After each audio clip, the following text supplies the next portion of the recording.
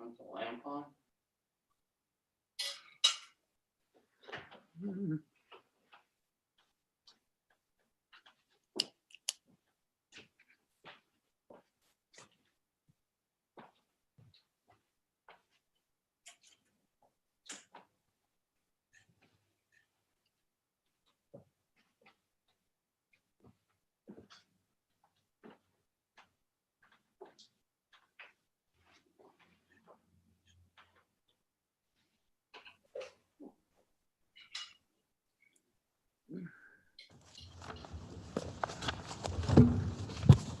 We've got 1 minute.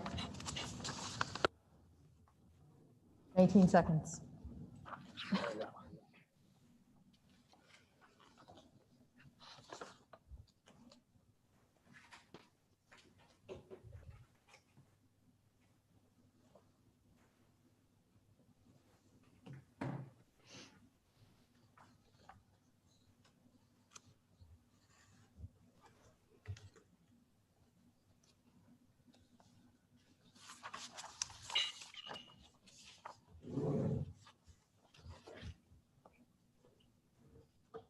I'm just waiting for Taylor.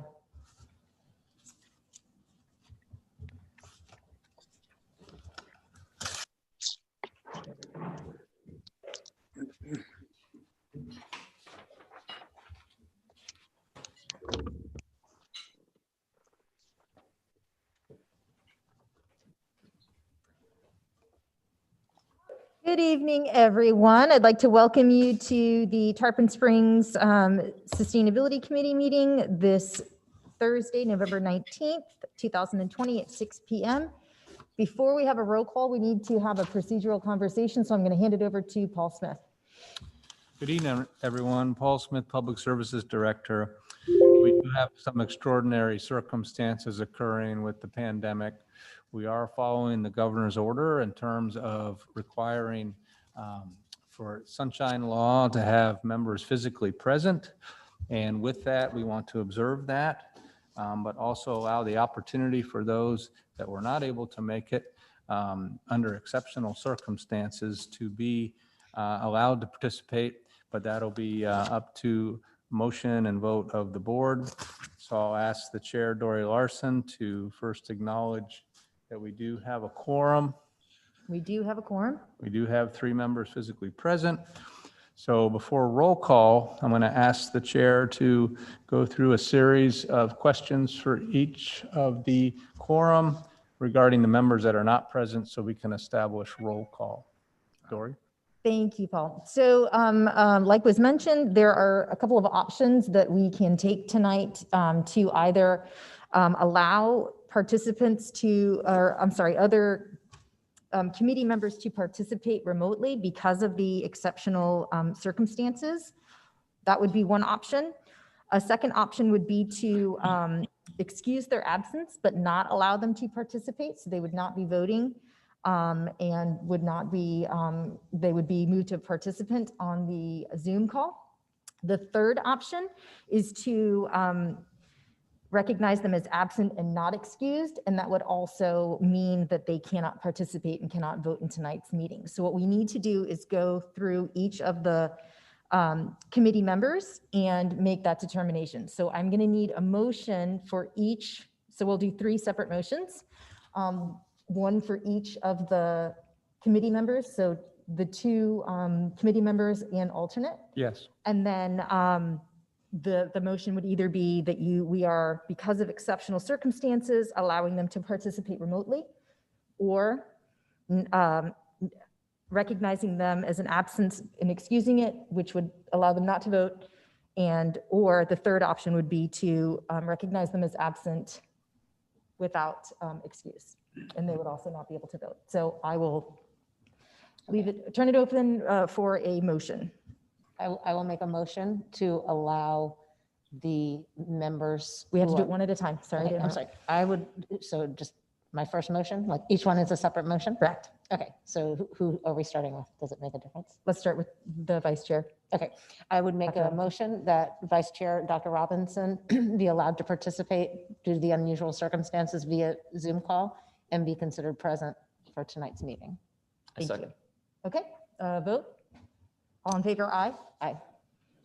Okay, so, Okay, then I will make a motion. thank you. To allow, oh gosh, we have. Denise Menino? Denise Menino to participate via Zoom call due to extraordinary circumstances and be considered present for tonight's meeting. Second. All in favor, aye? Aye.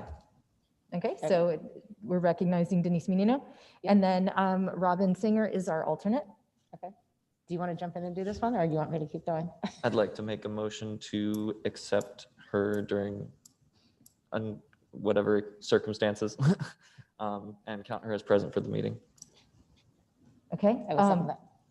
Can I modify it just to make sure that we include the term exceptional circumstances for Exceptional Robin Singer, circumstances. our alternate? Okay, I second. All in favor? Aye.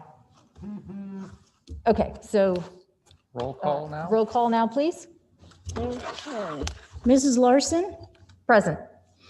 Dr. Robinson will be participating per committee. Present. Mr. Mandalou, Present. Ms. Marino, Present. and Ms. Gallagher, Present. Ms. Sanger. Present. Thank you. Okay, so our next item of business, our first item, is the approval of minutes. So we all should have received the minutes from the September 17th meeting, and I would entertain a motion to address the minutes, the approval of the minutes. Motion to approve the minutes from which meeting was it? September 17th. September 17th. I did not receive minutes. Oh. So, We They should, got sent out. yeah, I checked again, even this morning, all the way back through my mail and didn't see them. Yeah, they were sent out. I think it might have been a few weeks ago. It was quite some time ago from today. They were sent out. Perhaps you want to ask someone else to second remotely? would anyone remotely like to second the motion to approve the minutes from the September 17th meeting? Oh, I will second the motion to approve the minutes. Thank you. So we need a vote. All in favor? Aye. Aye. Aye. Aye. All right. The next item is approval of the October 15th minutes. So I will entertain a motion to approve those minutes. Motion to approve the October minutes. Second the motion to approve the October 15th minutes. Need a vote? All in favor? Aye. Aye. Aye. Aye. Okay, thank you. The next item on our agenda is a presentation from Karen Lemons, our Economic Development Director. And I see Karen in from Zoom, and thank you for joining us tonight. I appreciate you making the time to tell us all of the wonderful things you guys are working on. So I'll hand it over to you, Karen. Okay, thank you. Thank you very much. And I want to thank you for the invitation and for everything that the committee is doing to, promote sustainability in our city. I thought I would begin, I wanted to provide you with a summary of the economic impact study that we had done for the marine commerce and tourism industries. You might know a little bit about this, but this was a study that we had contracted for to help secure funding for the Anclote River dredge. And as you probably know, we've secured the funding, and I think in part thanks to the data that the study provided. And I think that data will be helpful to this committee too, in terms of, showing how valuable it is to preserve our waterways and protect our vulnerable commercial areas, especially the sponge docks, to our economy. And I know that tonight you're talking about the STAR community rating system. And I want to thank you. You provided me or Paul or Dory with the documents. So I looked over some of those and have some thoughts on how the business community fits within that goal area of economy and jobs. So I'll talk a little bit about that and then end with a couple of slides on the findings of the economic impact study. But first I wanted to talk about my role with the city. And I know some of you, but not all of you. So I'm going to share my screen. I have a couple of slides.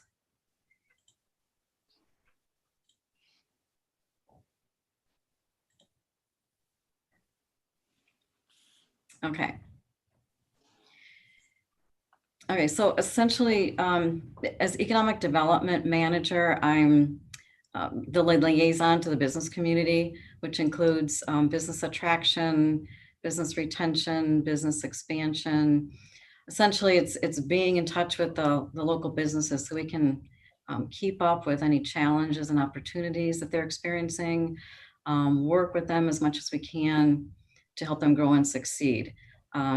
Also work really closely with realtors and brokers and site selectors for new business attraction, and really closely with our county, region, and state economic development organizations. Because as a small community, our economic development office is one person. So it's not a traditional EDO that you would, see in larger cities, but I think we do pretty well. And we have the resources of Pinellas County, and they've been really good, especially with data research for us. So some of the other things that I do is manage our community redevelopment area. I don't know if any of you are familiar with the CRA, but there's a map here. It's a geographical area that's bounded by Mears Boulevard to the south and the Anclote Bridge to the north. It takes in all of alternate 19 on both sides, and then a big portion of the downtown. And this is an area that you'll see a lot of redevelopment because of the nature of what a CRA is. Essentially, the increases in property tax revenues that are generated from the area are put back into the area for revitalization. So the city's done a lot of beautification, infrastructure projects, street projects.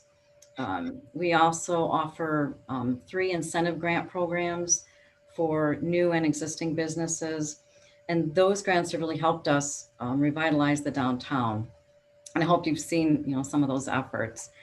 Also work on tourism, partner with our cultural services department in marketing and advertising, liaison to the chamber and the Merchants Association. And we work together on festivals and events, including the First Friday. And I really hope that sometime next year we can bring those First Fridays back because we've really been missing those.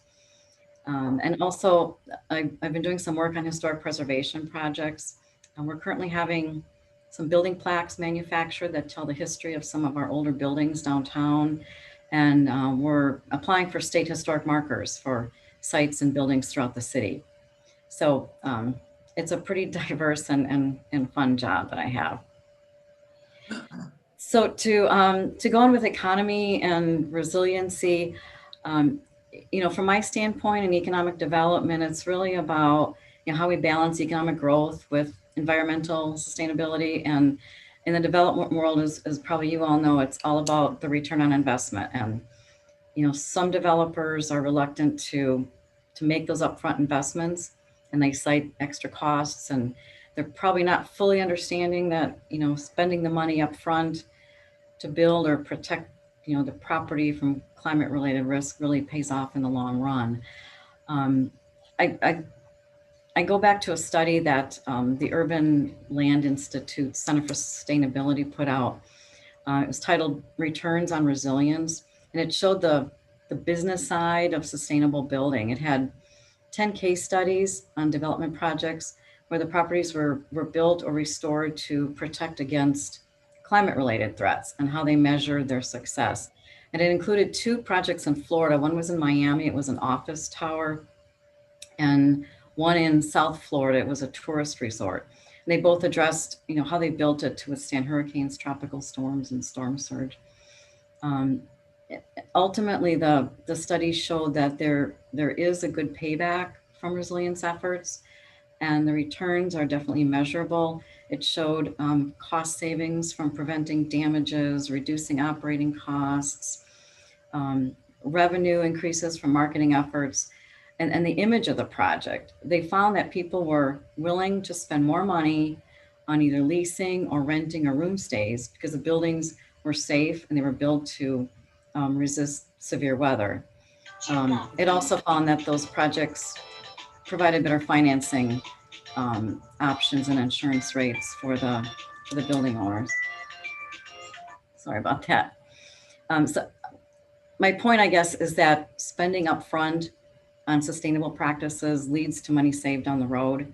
And, the more that we can promote resilience, more competitive, our economic environment will be. And I think the more the building community can be educated on this, the more that we'll start seeing sustainable practices. And then looking at the STAR framework, under the jobs and economy goal, one of the areas was business retention and development. And again, the sign of a healthy business climate to me is not always those new businesses that come in, the ones that get all the headlines. Lowe's is coming in and bringing 100 jobs, or this new manufacturing company is coming in with all these jobs. But especially for our type of community, it's the number of long established businesses that are operating here and the number that have expanded or added new locations. Those long serving businesses are the backbone of your economy, and it shows the business climate's healthy and growing. And that's what gets the development community's attention in the long run. So we work really hard in that area of retention. Prior to COVID, it involved one-on-one meetings with our business owners, which essentially is chatting with them so we can help them address their needs and see what their trends are doing, if there's anything that we can help them with. And in that method, looking at sustainability, we can be proactive and asking them specifically about sustainability practices that they're currently doing or any needs that they have to get more educated that way. We also work with our local banking institutions, St. Pete College, SBA, and the SBDC to get resources to our businesses. And that all helps, to create sustainability or stability anyway within the community. Many of these resources are environmentally related. There's a Clean Marina program through FDEP. 5 of our marinas are designated clean marinas, including the city's marina. There's a green lodging program.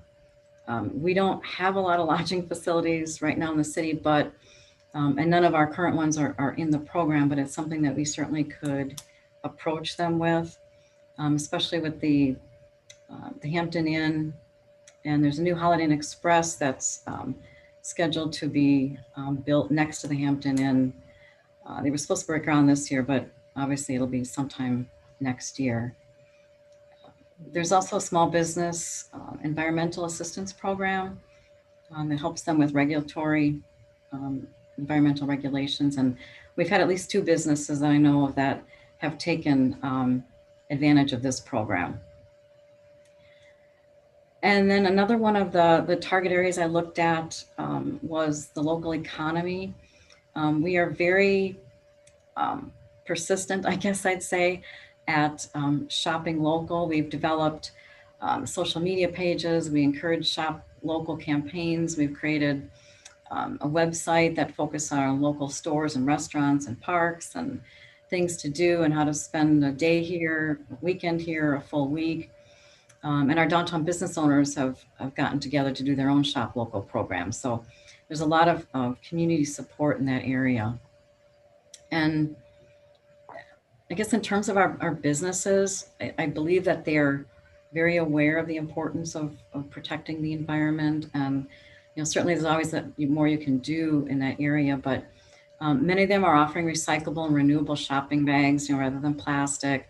We have many restaurants that are using organic ingredients and sourcing food locally from local suppliers. And I think COVID has changed the landscape in terms of takeout products. I've had several discussions with businesses, restaurants in particular, about takeout containers. And the more they've been doing it, the more they realize that, all the styrofoam is really not such a good idea. And they've been seeking out affordable options that are environmentally responsible, rather than using the traditional containers. The Chamber of Commerce, I was thinking about this. They had a restaurant working group at one time. They used to have a number of subgroups that were different business clusters that would get together periodically and discuss issues. And they don't do that anymore, but I see an opportunity here for, the chamber to potentially develop a business group that perhaps could focus on sustainability practices. The other thing when I think about sustainability is from an economic standpoint, but also it's about health, wellness, and well-being. You look at walkability. We've been making so many improvements to Safford Avenue and the trail. We have incentives in our code that reduce parking requirements for businesses that locate along the Pinellas Trail if they install bike racks. Brighter Days Brewery is an example of that. We have incentives that allow for no parking requirements in certain areas of the downtown.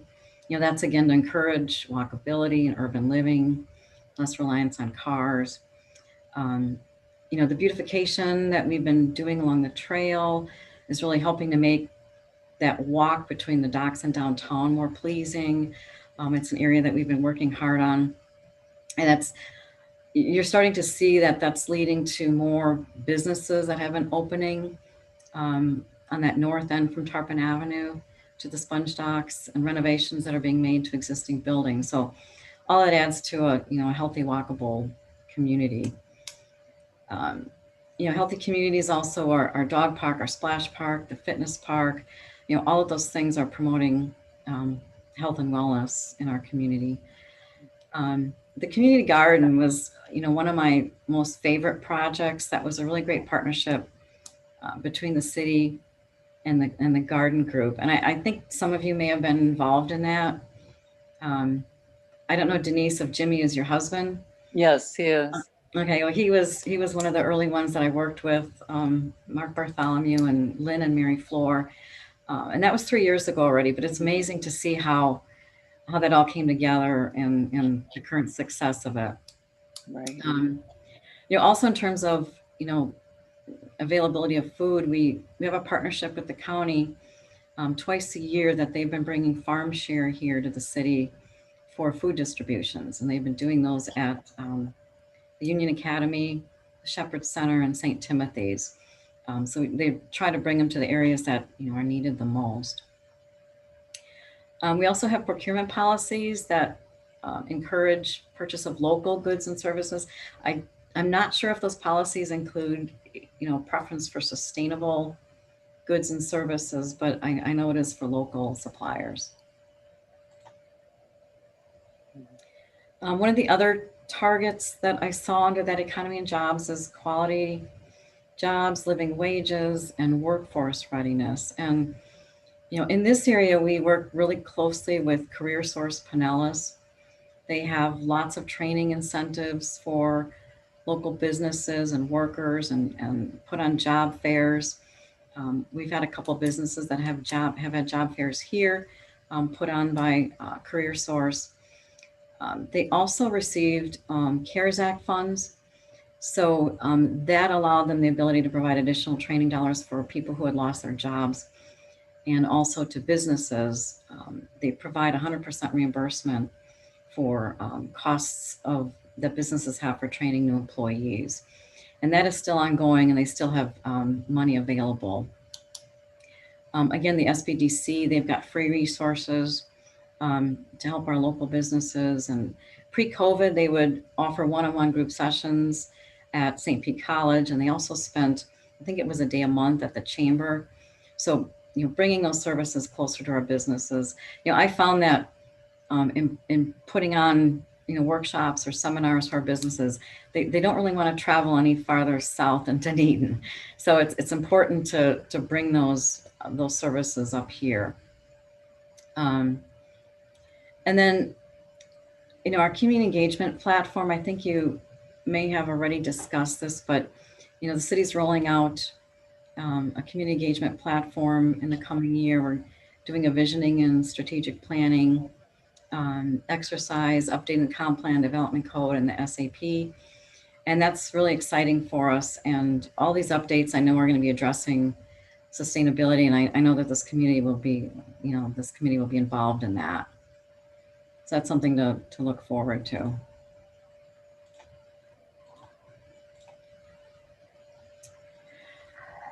With that, I just want to take a couple minutes then to give you a summary of the economic impact study. I have the complete study, and I can email that to you. I'm happy to share that with you.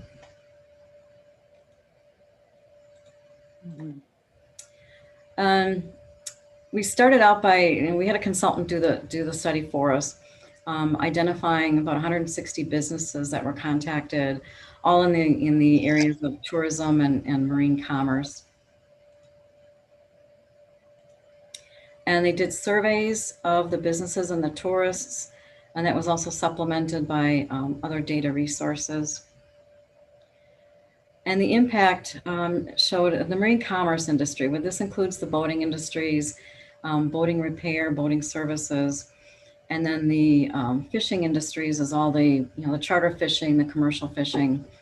The marine enterprises total 46 million, the food producing almost 13, and with the multiplier, which takes into consideration the regional impact beyond our local impact, it was almost $100 million impact. And then looking at tourism, and we get a lot of questions from potential businesses, especially in the tourism industry or hotel industry, on how many visitors come every year. So we were able to get this figure of 1.1 million visitors a year. And then we have about 3,400 seasonal resident units. And this was obtained by looking at the property appraiser's website and looking at all the non-homesteaded properties. So the total impact of the tourism on the economy is almost 90 million, and with the multiplier up to 153 million. So the bottom line is that the total impact of both marine commerce and tourism totals $252 million, which we were pleasantly surprised at for Little Tarpon Springs. Then if you look at the employment numbers, 21% of the total city workforce works in the marine commerce and tourism industry. So, just think what would happen if we lost those industries. It would be devastating for us. And then this last slide is our commercial fishing. And this is a figure that I think surprised all of us.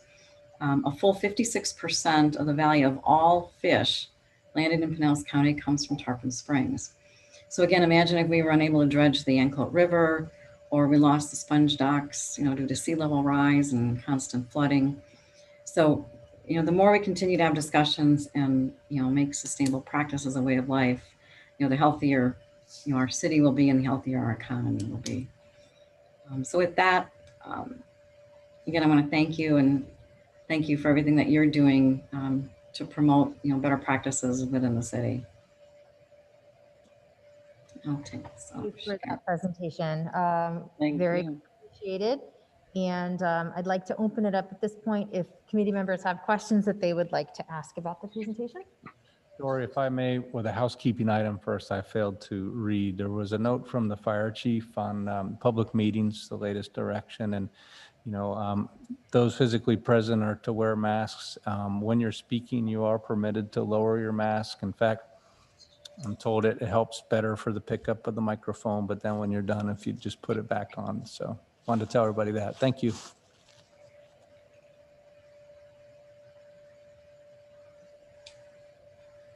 So are there questions from the committee?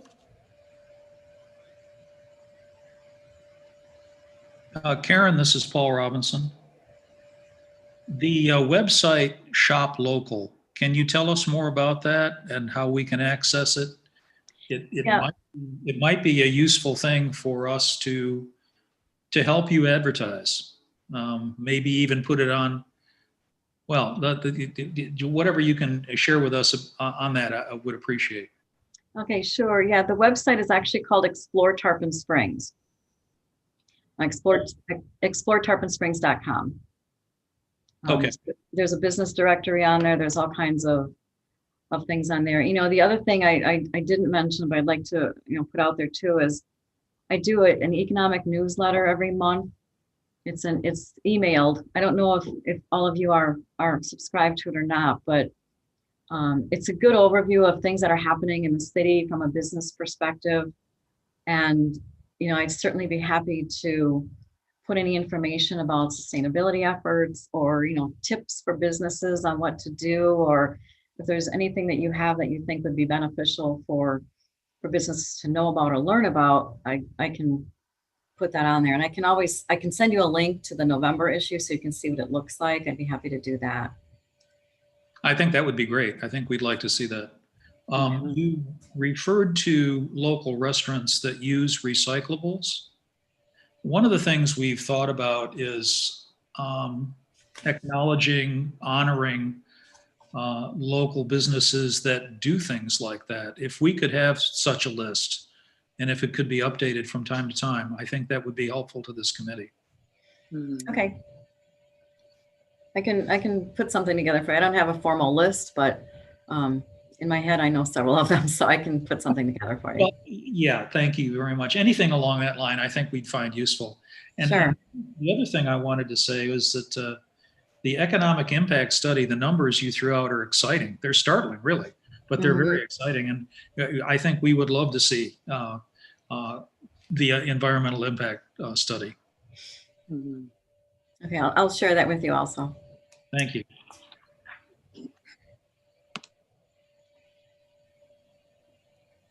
Hi, Karen. It's Robin. Hey, Robin. Hi, thank you for your presentation. I think it would be interesting to the folks who read your business newsletter, which I subscribe to. It's excellent. What's business happenings in Tarpon Springs? To when you talked about the percentage of fish caught here, 56% of all fish are caught here in Tarpon Springs.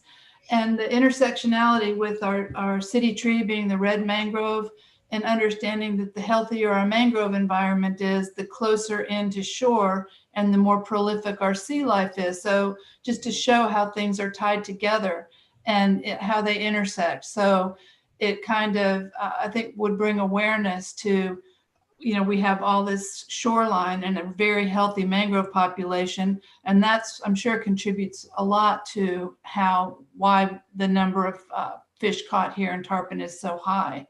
And the healthier the mangroves are, the closer into shore you can fish too, rather without going out into the Gulf.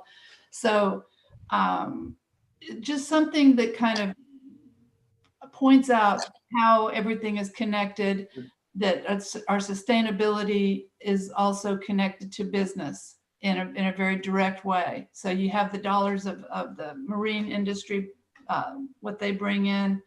And so I just, that occurred to me. I just wanted to share that with you. Okay, thank you.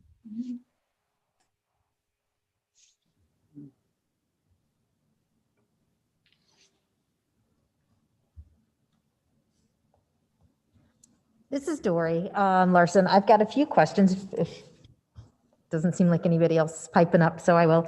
I have a question about retention of businesses. Are there metrics that are kept, like in a way that we would know from year to year if that's going up or down? Is any of that data being captured? Yeah, what I do is essentially it's an interview process with the businesses. So I look at that.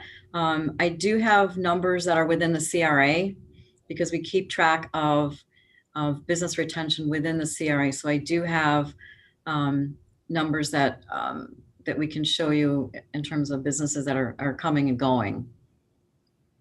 Outside of the CRA, I don't have any specific metrics on that.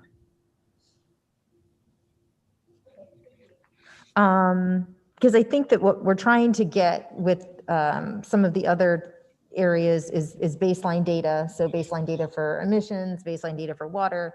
So I think having some like baseline data of where we are with business, new businesses and business retention, I think that would be helpful as we're trying to set some goals. Okay. You can always look at too the business tax licenses, because that tracks new businesses and ones that relocate, because we have some that might move from one store to another storefront. So we can take a look at those business tax licenses. Business tax licenses, okay. Sorry, I'm making notes. And then does the city in any way track living wages? citizens? We get that data from the county, so I do have demographics on Tarpon Springs, what the wages are, the average number of people in a home, all those demographics are on the webpage, yes. Okay.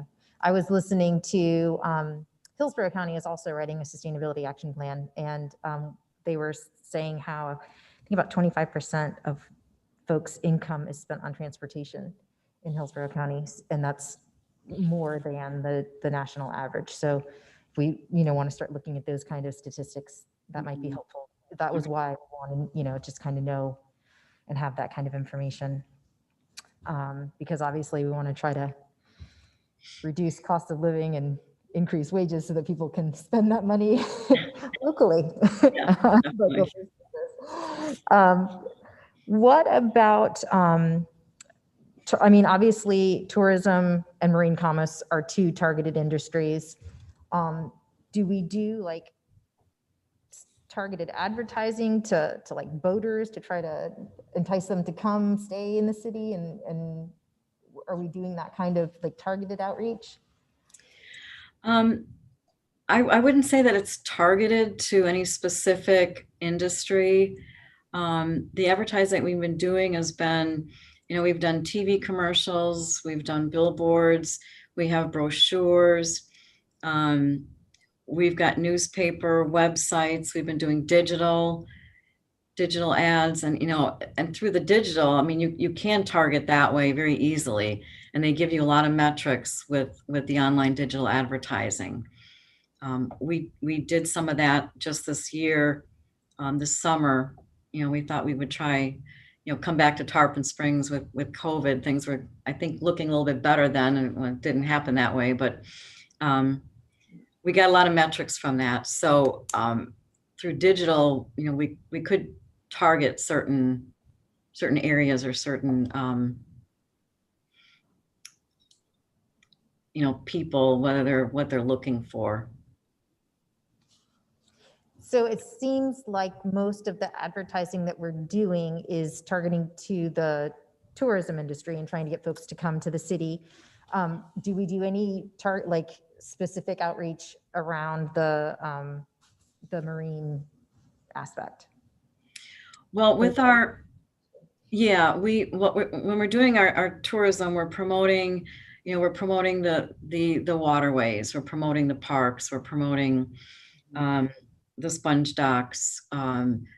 We promote ecotourism, all the things, the kayaking, the canoeing, the things that you can see, paddling along the Uncoat River and the bayou. So we do that, and I suppose that you could call targeting, because when we're doing certain ads, we might focus one on the sponge docks, one on downtown, one on the cultural things that we're doing, one more on the parks and recreation aspect. So in those terms, yes, we are doing a little bit of that targeted marketing and looking for people who, might be seeking out those different types of things. And most of the money that we've been spending has been for the local area, because people with COVID now, if they're going anywhere, they're staying within definitely a 1 day's drive. So we have just been really targeting, like the 6-county area. Okay, thank you.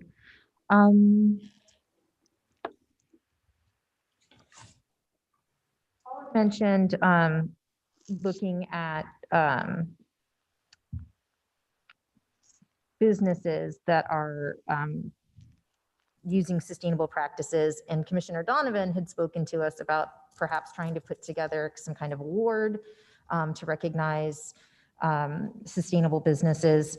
And I think that might be something, and I'm looking at my computer because that's I have this meeting pulled up on my computer, so that's why I keep looking down, just for anybody that's wondering why I'm not looking up at you, but I'm seeing you through my computer.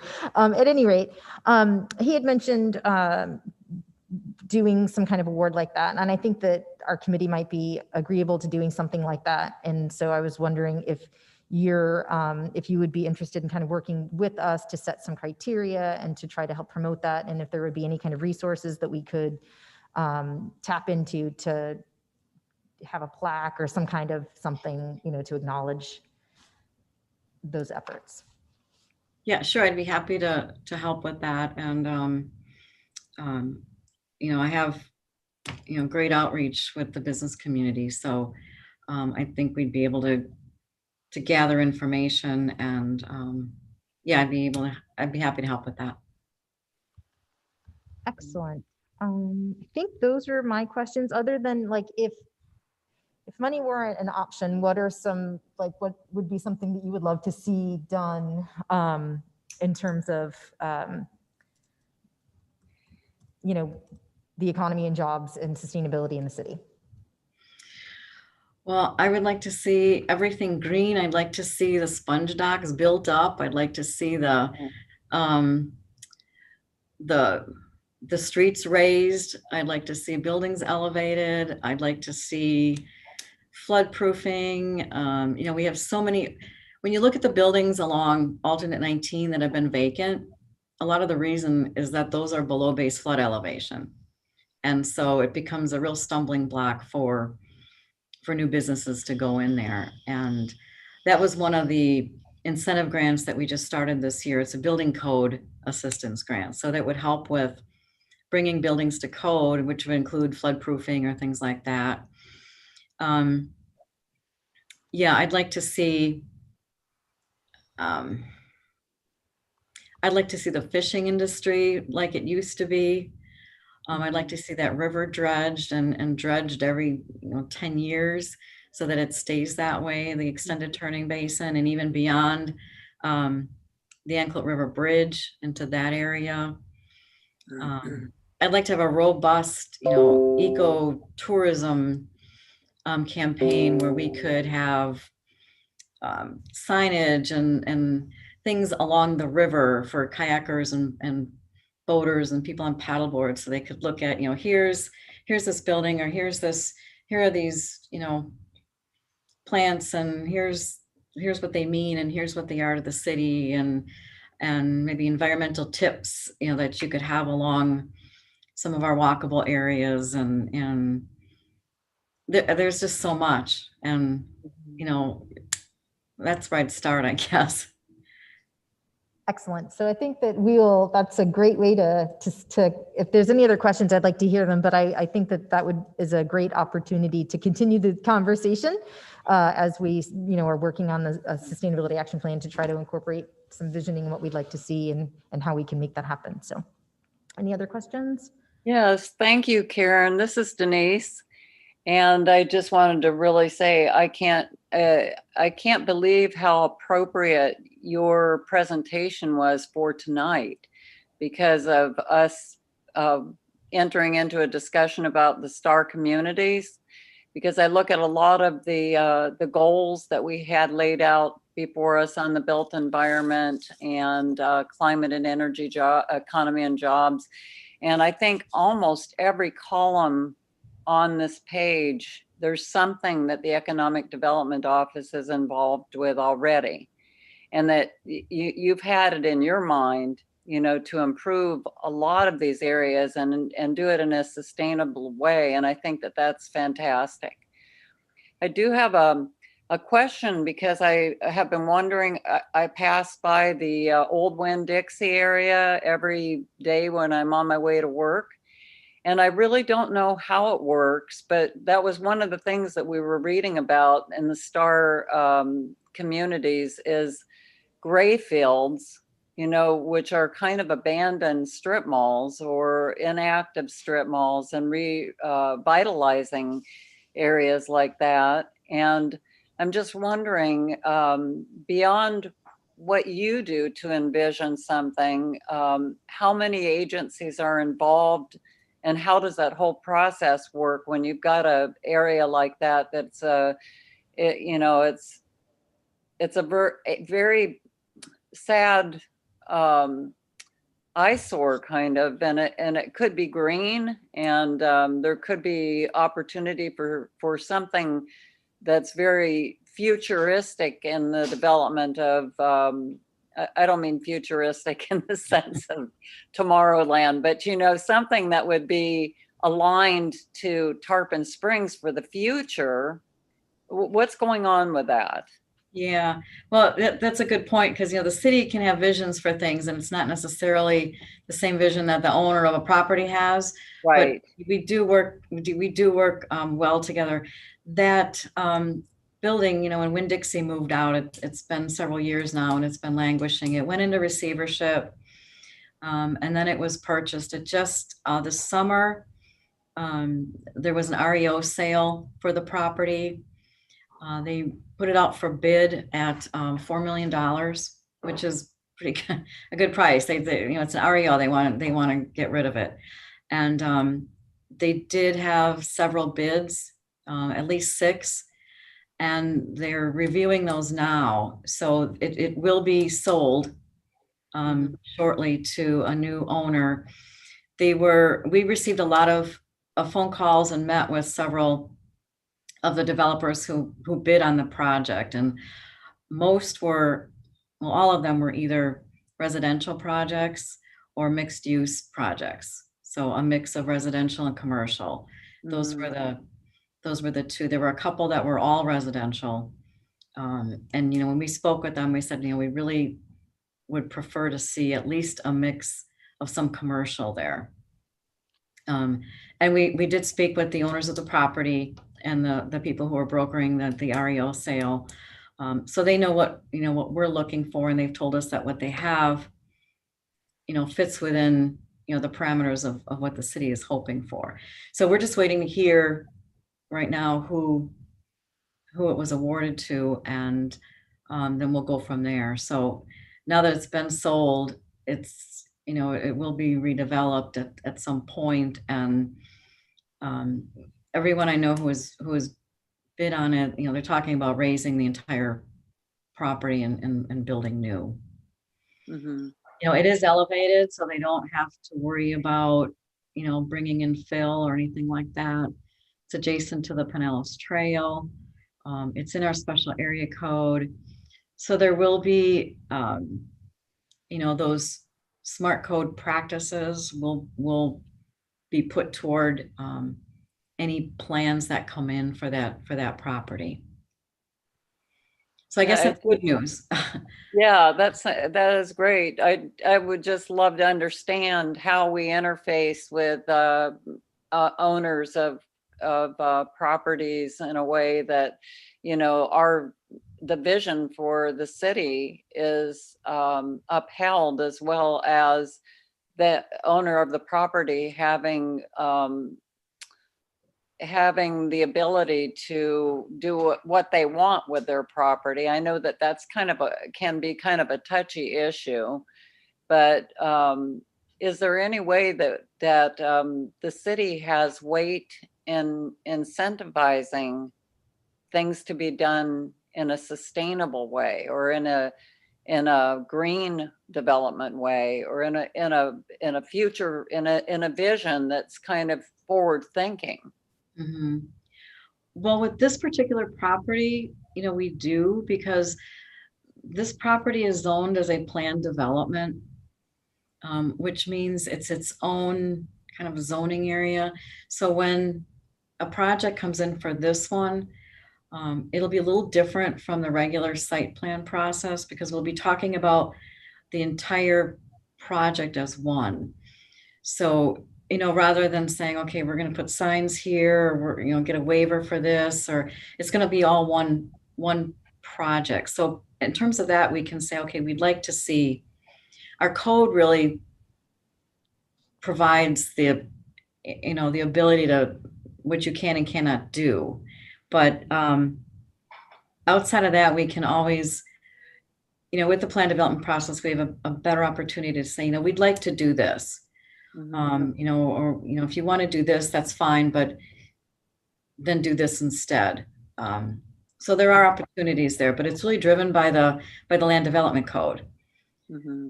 So, that's where you're going to see the changes made to be able to require versus, certain practices or certain building areas versus just, asking for it or requesting it, or saying, we'd like you to do this. And, most of the developers we work with are happy to do those kinds of things. They want to get their project in. They don't want to get it rejected by the Board of Commissioners. We just had a residential development where they expanded the wetlands footprint. They put in some docks. What else did they do? They put in a playground. They put in some sidewalks. They did things that were not required by the code, but it was things that we asked for and they were happy to do. So a lot of times, we might put together, when we look at something and put together a wish list and say, we'd like them to do these certain things. And when you sit down and you negotiate over several months with the site plan and work things out. So there is an opportunity, but the code really drives that outside of, code changes that would require it. So does the code have anything to reference a balance between green space and developed space at this point? Yes. There are shoreline buffers, there are wetland buffers. There are all kinds of requirements that are put in to protect wetlands, to protect waterways, that you can't build on certain pieces of property. There's density requirements. So yes, there are already things built in there. I thought you were talking about maybe above and beyond. Well, yeah, but where can I find that information? I can get that for you from the planning department. Mm-hmm. There's a whole code section that references those environmental impacts. Right. Okay. Thank you.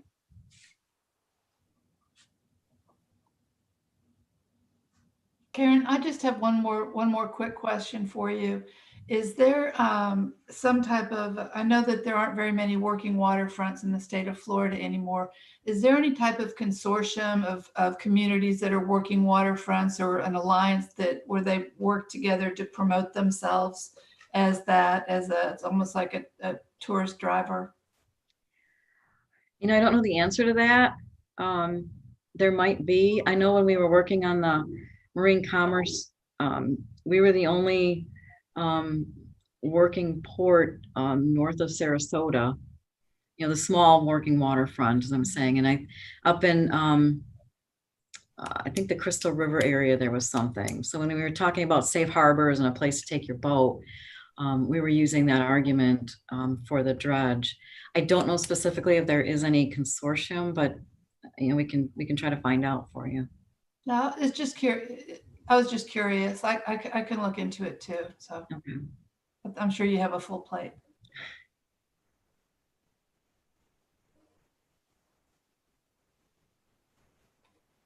Okay, I think that I'm not hearing any other questions. So I do want to thank you again, Karen, for coming and talking and sharing with us all of the things that there's tons of things that the city is already doing, and we're very appreciative to that, and for you taking the time this evening to talk with us and share your ideas. So look forward to continuing the conversation. I do too. Thank you so much. Thank you, Karen. Thank you. Okay, so moving along, our next item for discussion is the reviewing and prioritizing of the star rating system framework. So I wanted to kind of set the stage for this a little bit in terms of, because I was the one that gave you guys the assignment to take a look at this, and appreciate you guys taking the time to do that, because I know that it's quite a bit of information to digest. But the way that I wanted to frame it up is just not looking at this as a system that we would adopt in order to get the points and to get awards and to be recognized, but rather to use the way that they lay out all of the different categories of sustainability in a way that we can start using to create our plan and start pulling ideas from, a way to be all talking the same language, and a way to just have a systematic way of going through looking at some of these ideas and concepts. So did anybody have any questions, I guess, about the system, or what the intent was to take a look at it as a group? before we get started into looking at what your preferences were.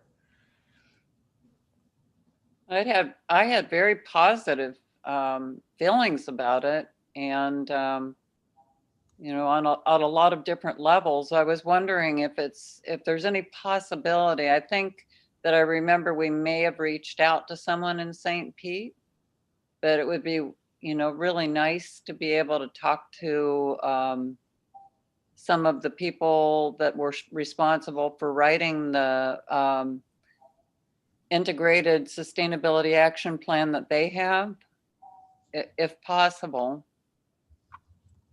But I don't remember whether they were one of the places that we reached out to that didn't respond. I don't recall. I just know that I felt very strongly in favor of utilizing the STAR structure and really participating in it because of the continual evolution that is inherent to that whole process of improvement. You know, it's like you get rated to begin with, but it gives you actual metrics to improve on a continual basis, which I think is really, it's really hard to quantify a lot of the systems that are out there, you know, for the level of improvement that you are inspired to move towards. And I think it would be really miraculous if all communities could adopt the same type of rating structure. I mean, it would make a lot more consistency between our communities if this was a possibility. I mean, it's wonderful that STAR has created a system that any community can take and utilize, because the more that we see that happening on a broader level, the more we would be all speaking the same language when it comes to working together as a region. It was just, you know, thoughts that I had.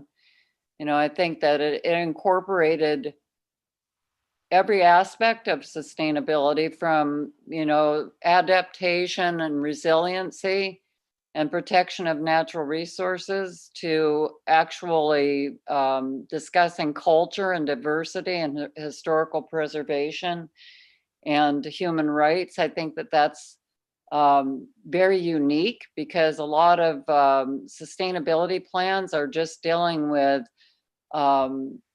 only climate and the effects of climate change, but everything is part of the same fabric, and there's really you know, no way to separate one element without really kind of compromising the strength of the fabric.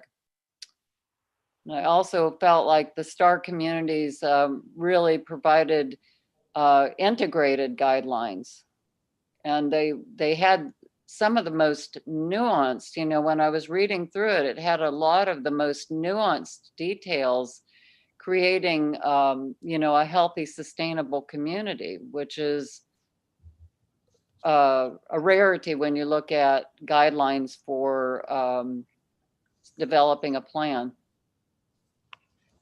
So I felt like it was, you know, it would be wonderful to adopt it. I know that you suggested that we could just utilize the plan. I don't know whether there's a cost to it, and whether there's drawbacks if, let's say, you go through the whole rating system and you don't come out so well. And then you kind of struggle with trying to quickly raise the bar on some of the areas that you didn't do so well on. But I honestly think that when I looked at the goals, there's a lot happening already in this community. It wouldn't just be from the directives of the sustainability plan. I mean, we just talked to Karen Lemons, and she was almost touched on so many of the points that were on, you know, that are on the chart. Mm-hmm. That there's good things happening here already. That's so exciting. You know, it's just a matter of really having a process of coordinating everything as one. And I'm really in favor of that. So I was very impressed, and thank you, Dory, for getting us going on this and giving us something to read during the lull. I mean, a lot happened last month, but it was nice to have something that took my mind off of the stress of things that were happening. I appreciated it. Thank you. I just want to briefly respond. You were asking about who created the integrated sustainability action plan for St. Pete, and I believe that they had a consultant that worked on putting the plan together. We did not look at St. Pete's plan when we started our conversation about a year ago because it hadn't been published yet. So they were in the process of wrapping that and publishing it. And so we did not have them talk to us about what they were doing, but that might be something that would be a good idea for a future meeting. I'd like to hear how, if they went through that rating process, how that was for them and how it worked for them, you know, for each of the goals. Mm-hmm. Because the actual manual was very detailed. I mean, I just have the bare bones right in front of me now, but when I was reading the manual, every point was extremely precise and quantifiable.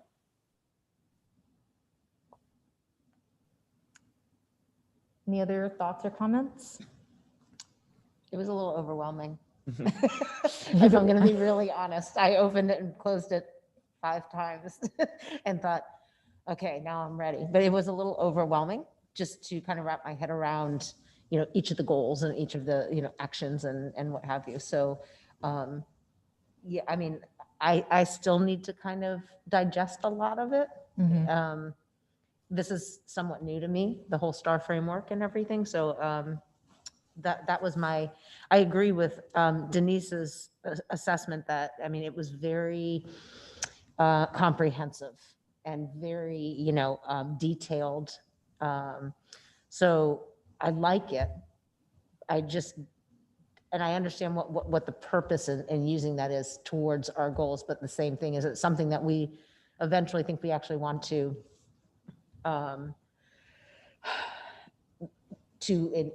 employ for be part of this star rating series, or is it just something the framework to use for our sustainability action plan? And right now, my understanding is we're just using it for the framework to help us build, correct? That was my thinking, and that's why but we didn't discuss it as a group, so today's our opportunity to do that. That's why I wanted to get some feedback. But my thought would be to not try to like spend the money to, you know, go through new, you know, with them, but to use it for we're doing the plan in-house. That's what, you know, right. That's the intent, and that was all along. To me, this just helps kind of like lay out, okay, these are something, and we don't have to pick, you know, we don't have to set a goal for each one of these. I'm going to share my screen so that folks can see what the STAR framework looks like that we're talking about, and kind of,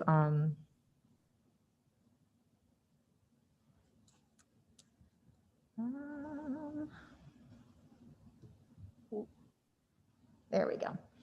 So this is the framework that we're talking about, and it has these kind of goal areas grouped up and down in columns. So there's a built environment, climate and energy, economy and jobs, education, arts and community, equity and empowerment, health and safety, natural systems, and then innovation and practice is more internally how we put the plan together and how we roll it out.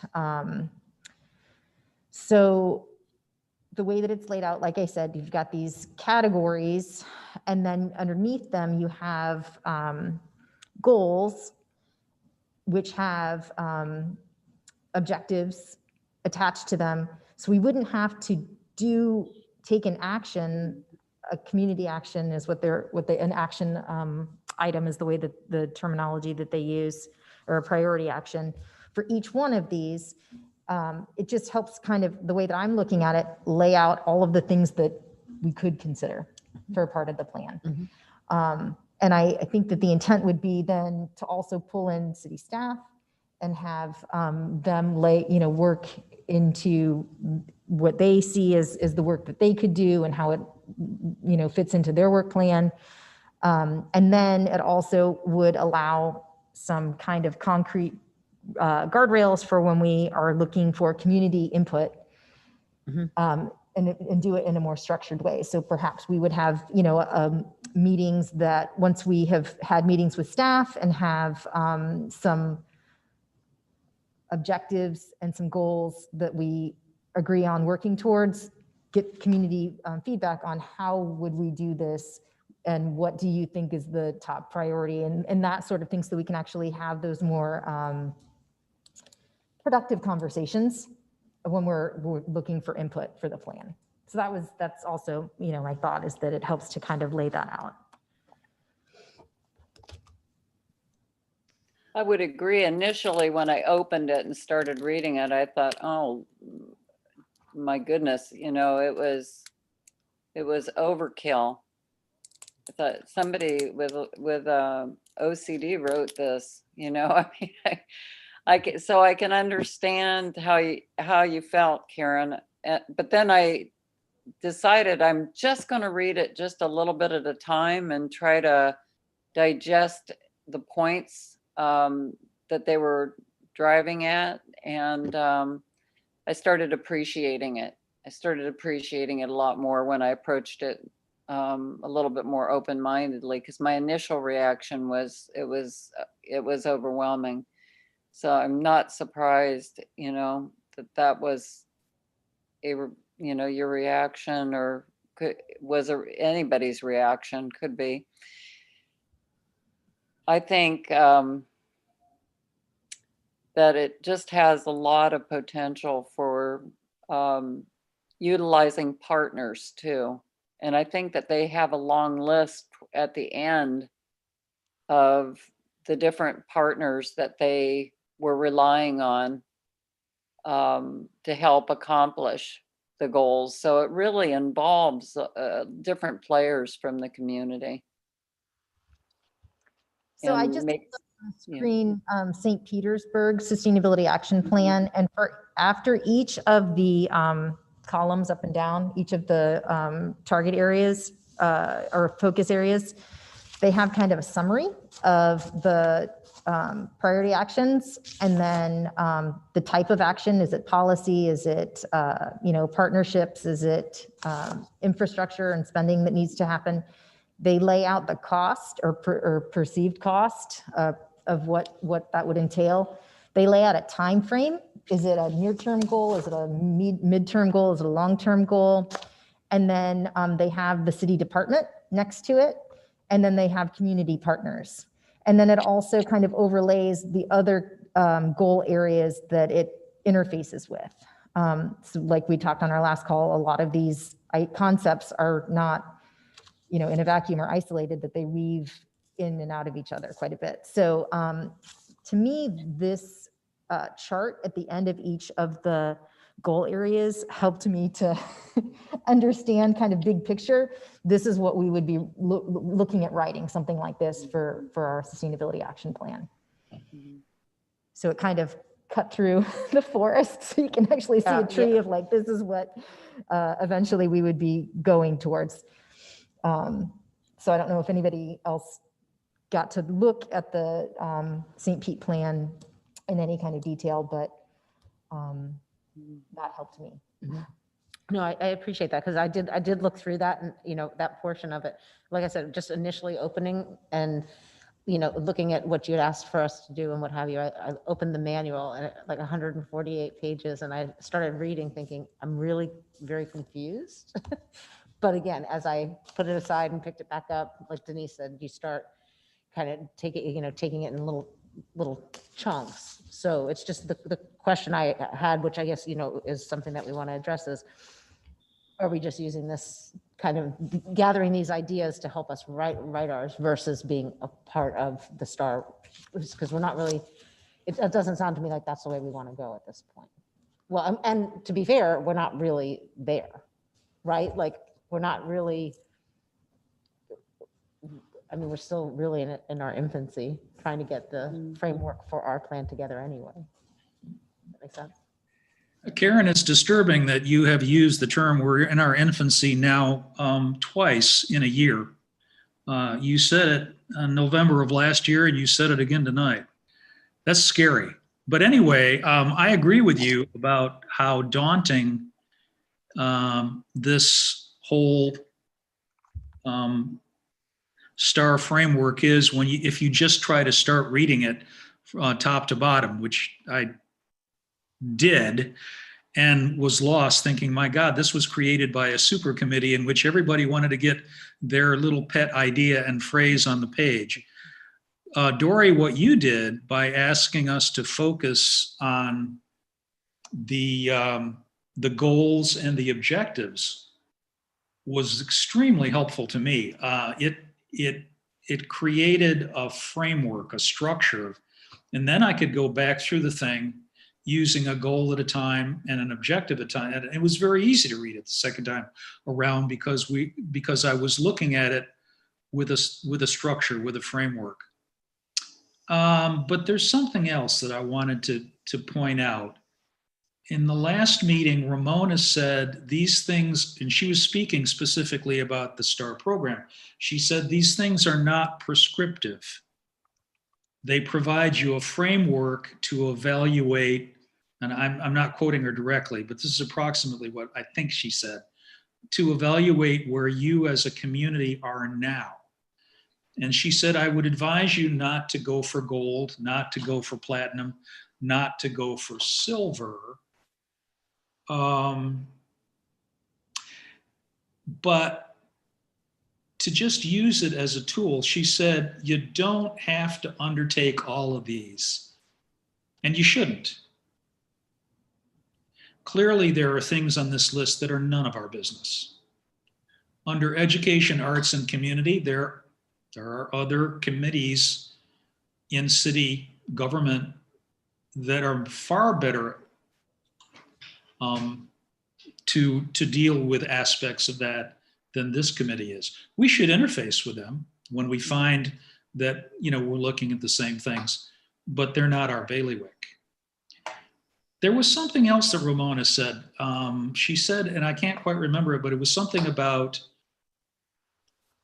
and I don't want to say validity, but she was saying this, something about the STAR program is not still valid, and we might want to look at green cities, or, and there was something else she said, and I don't remember it, but what did she mean by that?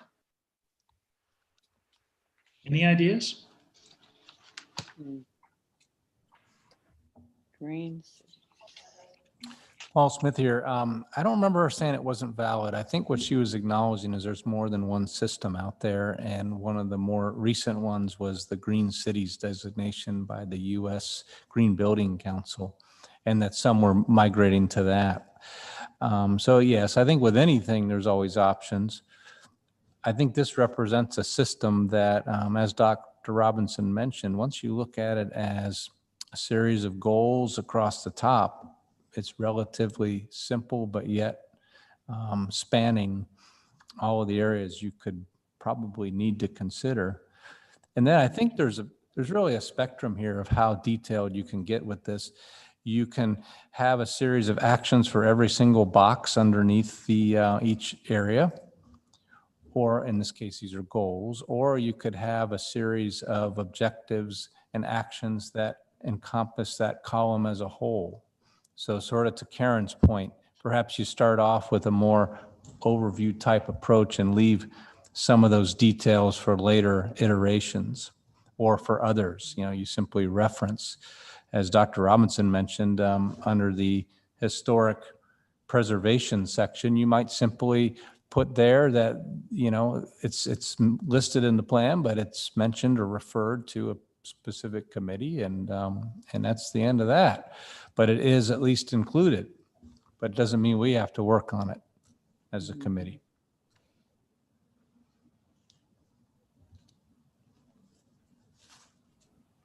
So Paul, as you understand it, this is still a valid system that we can make use of. Other things have not superseded it. I believe this is going to be a constantly evolving and changing thing. So I think things may get absorbed, systems may become part of other things. But I think that what's here is certainly a very usable system for us and a great starting point. In fact, part of our outline that we all worked on has focus areas that we're getting to. I mean, this has already organized our focus areas for us if we want to work in that direction. So I think this is a great way to start. I do agree with Dory's point that if we avoid getting trapped into membership and ratings and trying to get scores, yeah, I see that as a barrier because we have to find funding source for that. I want to say it's on the order of $10,000 a year. Don't quote me on that exact number, but it's enough that it presents a budget situation. Whereas if we can simply use it as an organizational starting point, we don't have that barrier of trying to find the money for it. Mhm. Good. Sounds good. Mhm.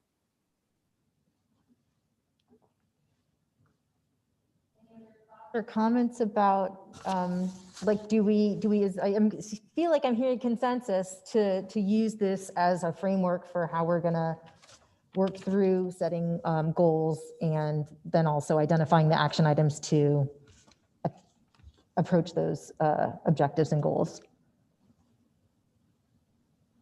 Okay. I think it's a pretty thorough framework, and I like how it gives examples for the local actions that you can take, and each one is kind of like, it gives a type of local action and then it applies to each and every one of them. So you can kind of like, if we come up with something ourselves, then we can kind of apply those actions to it. And I think that having St. Pete, having already done it, that's a really good partnership that we could like talk to them and figure out how they did certain things and what kind of problems they encountered. So I think it's a pretty good place to start. Thank you, Taylor. Yeah, and I think you're right. It is kind of like a choose your own adventure. Like, we don't have to, there's so many different options listed as community actions that can be taken. And some of them are not things that our committee would do. Some of them are like partner with a nonprofit organization, or, establish whatever kind of guidelines within the city. So there's just lots of choices. That's what I like about it. I know that it's overwhelming choices. It's like, like a buffet where you're like, where do I even start?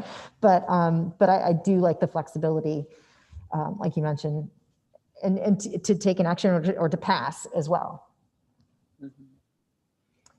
So, okay, well then I guess what I think might be helpful next is to ask Paul to relay to staff that we want to use this as a framework, and ask the folks that we have interfaced with so far to take a look at the framework, perhaps even do kind of a video or something explaining the framework, or maybe just a write-up the way that I did, whichever would be helpful, but to kind of give them a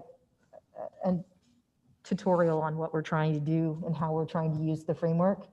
And then ask them to start looking through the different goal areas and objectives, and kind of self-identify where they would plug into these different goal areas.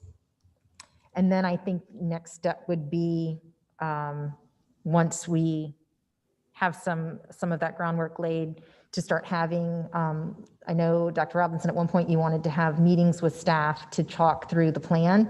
I think that now we actually have something where we can say, this is what we would like to talk about with different departments, and maybe even have 3 consecutive meetings where we would break it down and do like the built environment, combine it with climate energy, and have that for a meeting, and be able to go through setting some goals and looking at action items with city staff over 3 consecutive meetings, and then be able to take what we learn and what we develop in those meetings and start to engage the public once we have some meat on the bones and can be able to lay out, this is what we're thinking. if we do have. Paul Smith, I have a question for you. I'm wondering if it's possible, since I really feel like we already have a lot of, there are a lot of people involved with the different aspects that are under each of these goals.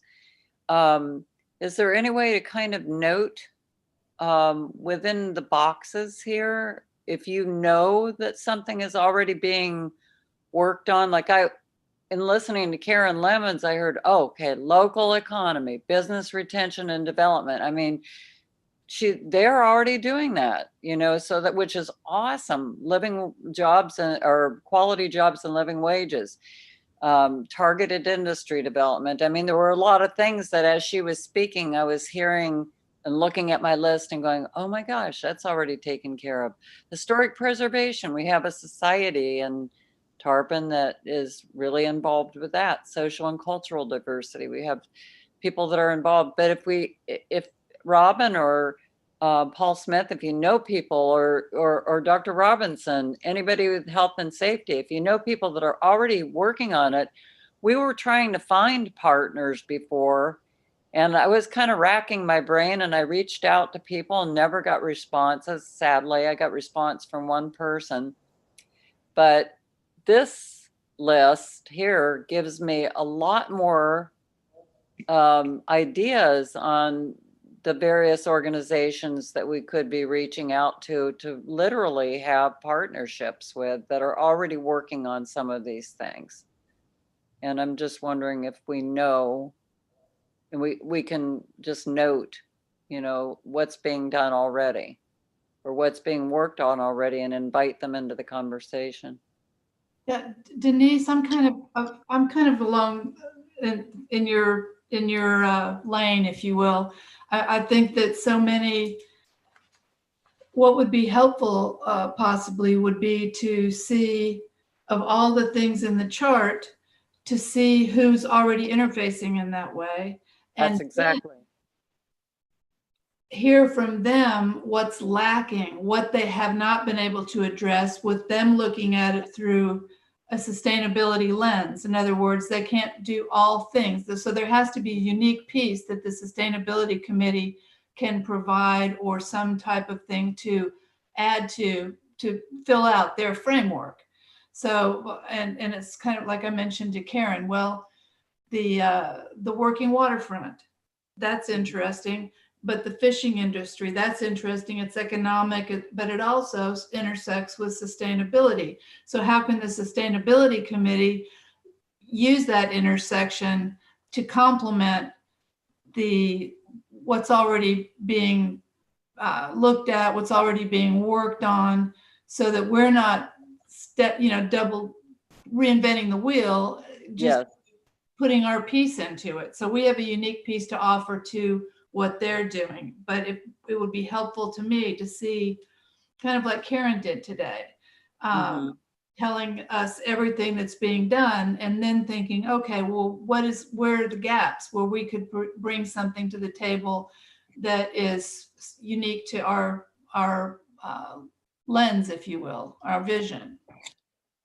Ditto, that's a great idea. And I see that probably a majority of our focus might fall in climate and energy and natural systems, and health and safety.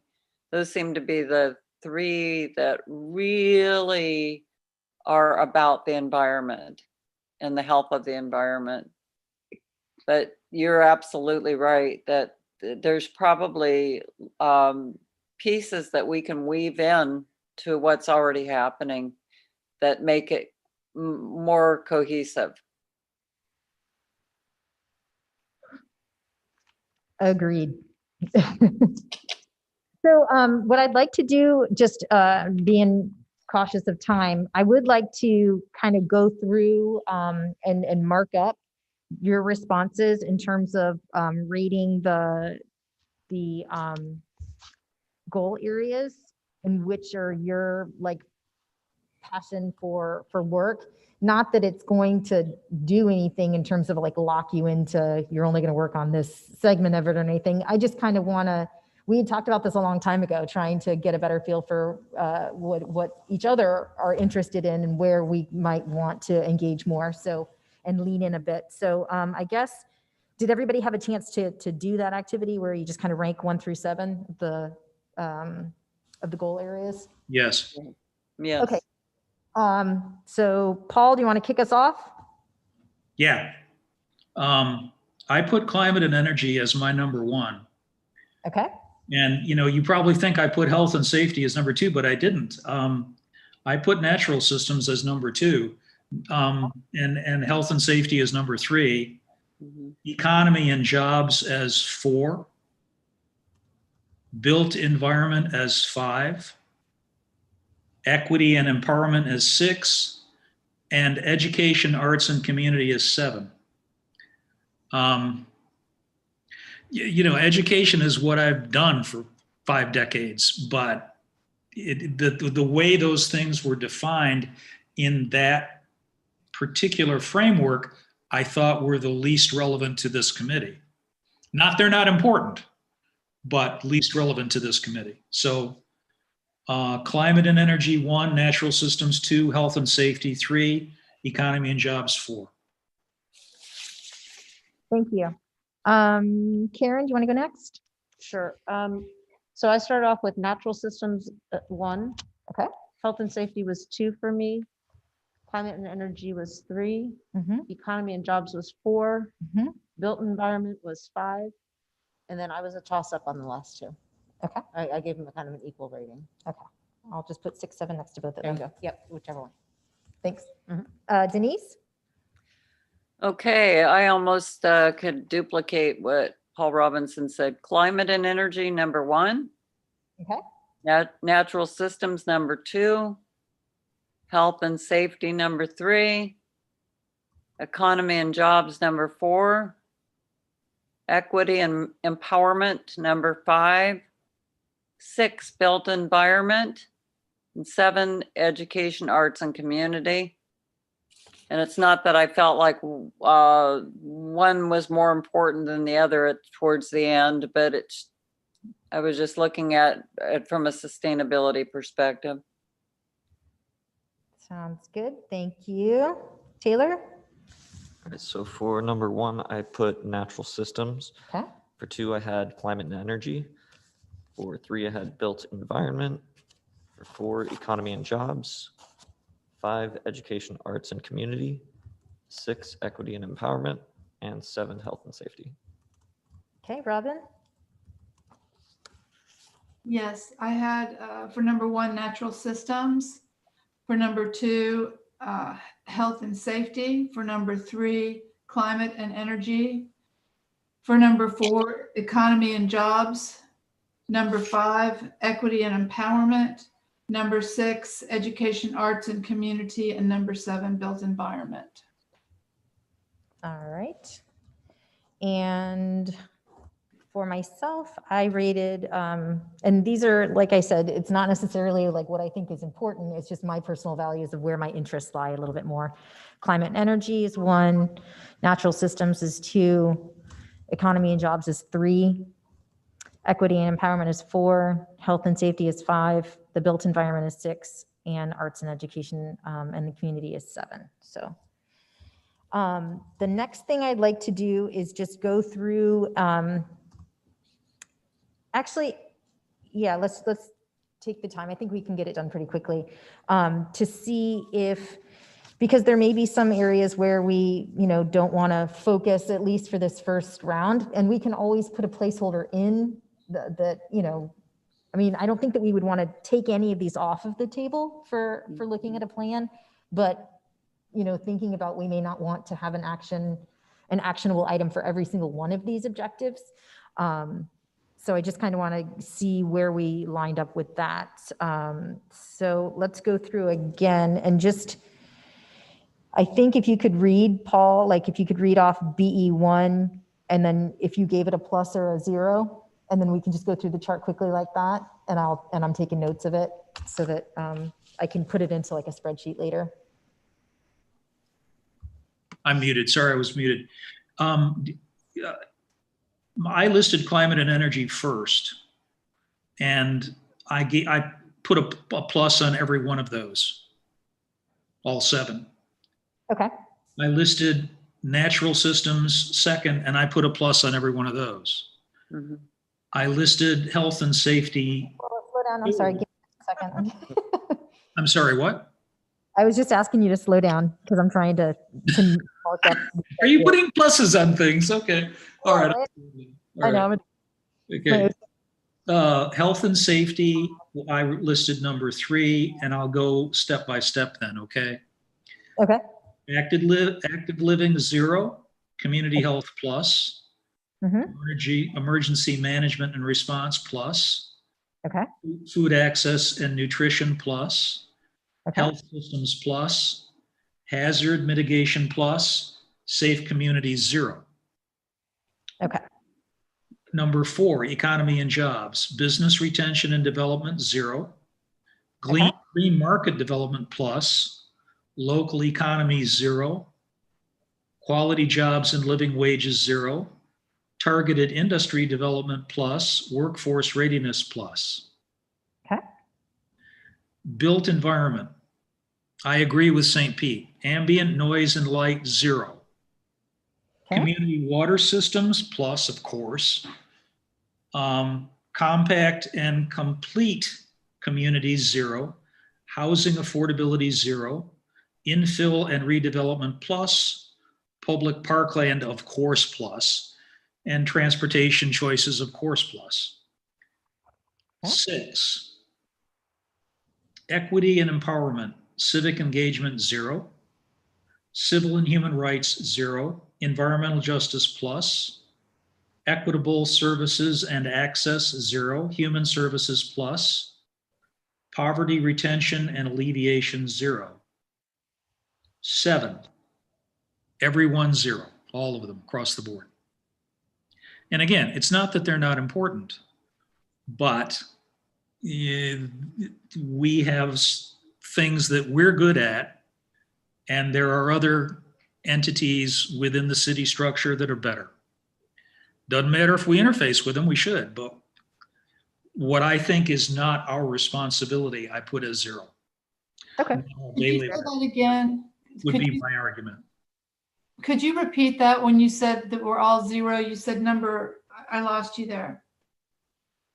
Education, arts, and community. And Oh, hard to explain this. I rated them, Robin, based upon the way they were described in the STAR system. So if I look at arts and culture, the way they defined arts and culture in this STAR system, and I said, that's not our charge. I rated it a 0. Or there is another committee in city structure that is principally focused on arts and culture, then we should defer to them, and that should be a 0. That's how I made the decision. gotcha. Thank you.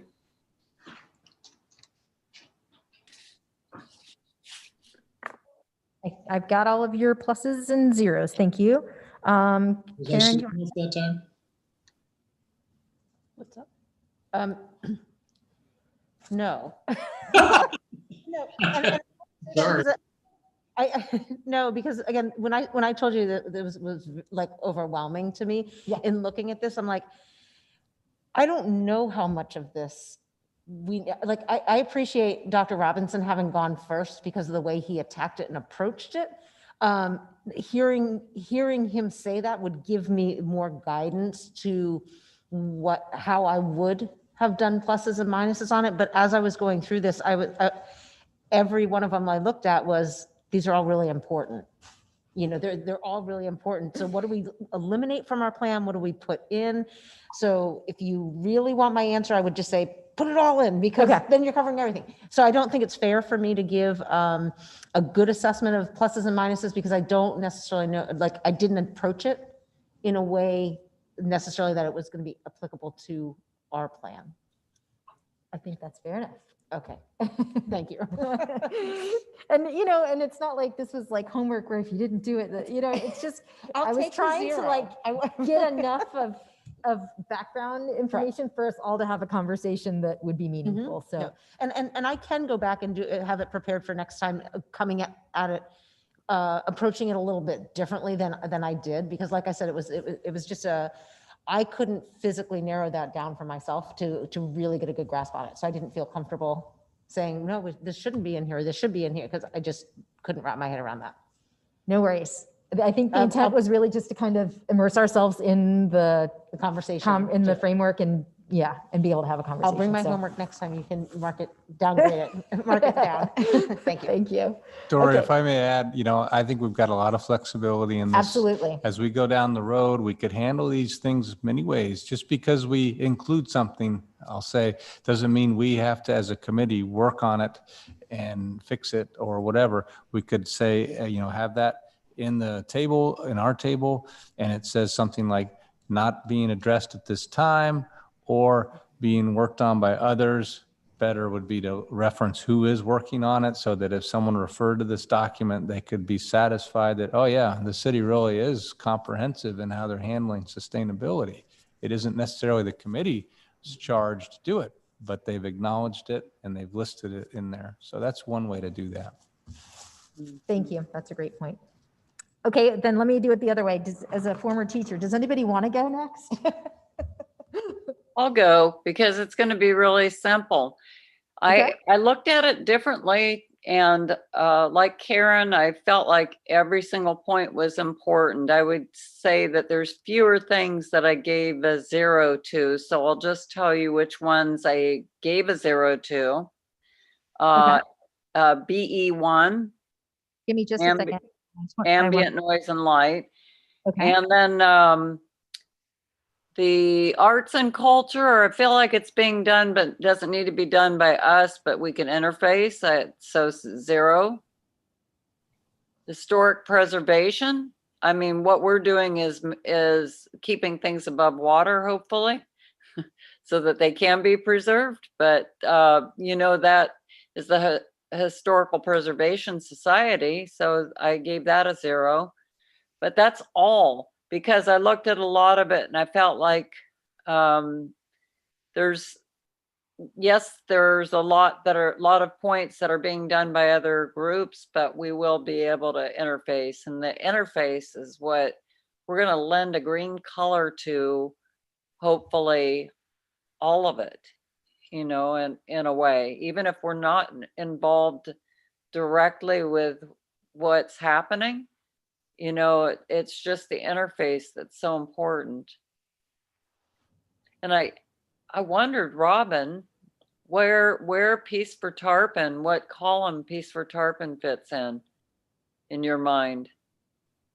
And this is where it was really difficult for me to separate, because I would say Peace for Tarpon would be civic engagement, but it would also be human services, affordable housing. Mm-hmm. It would also be arts and culture.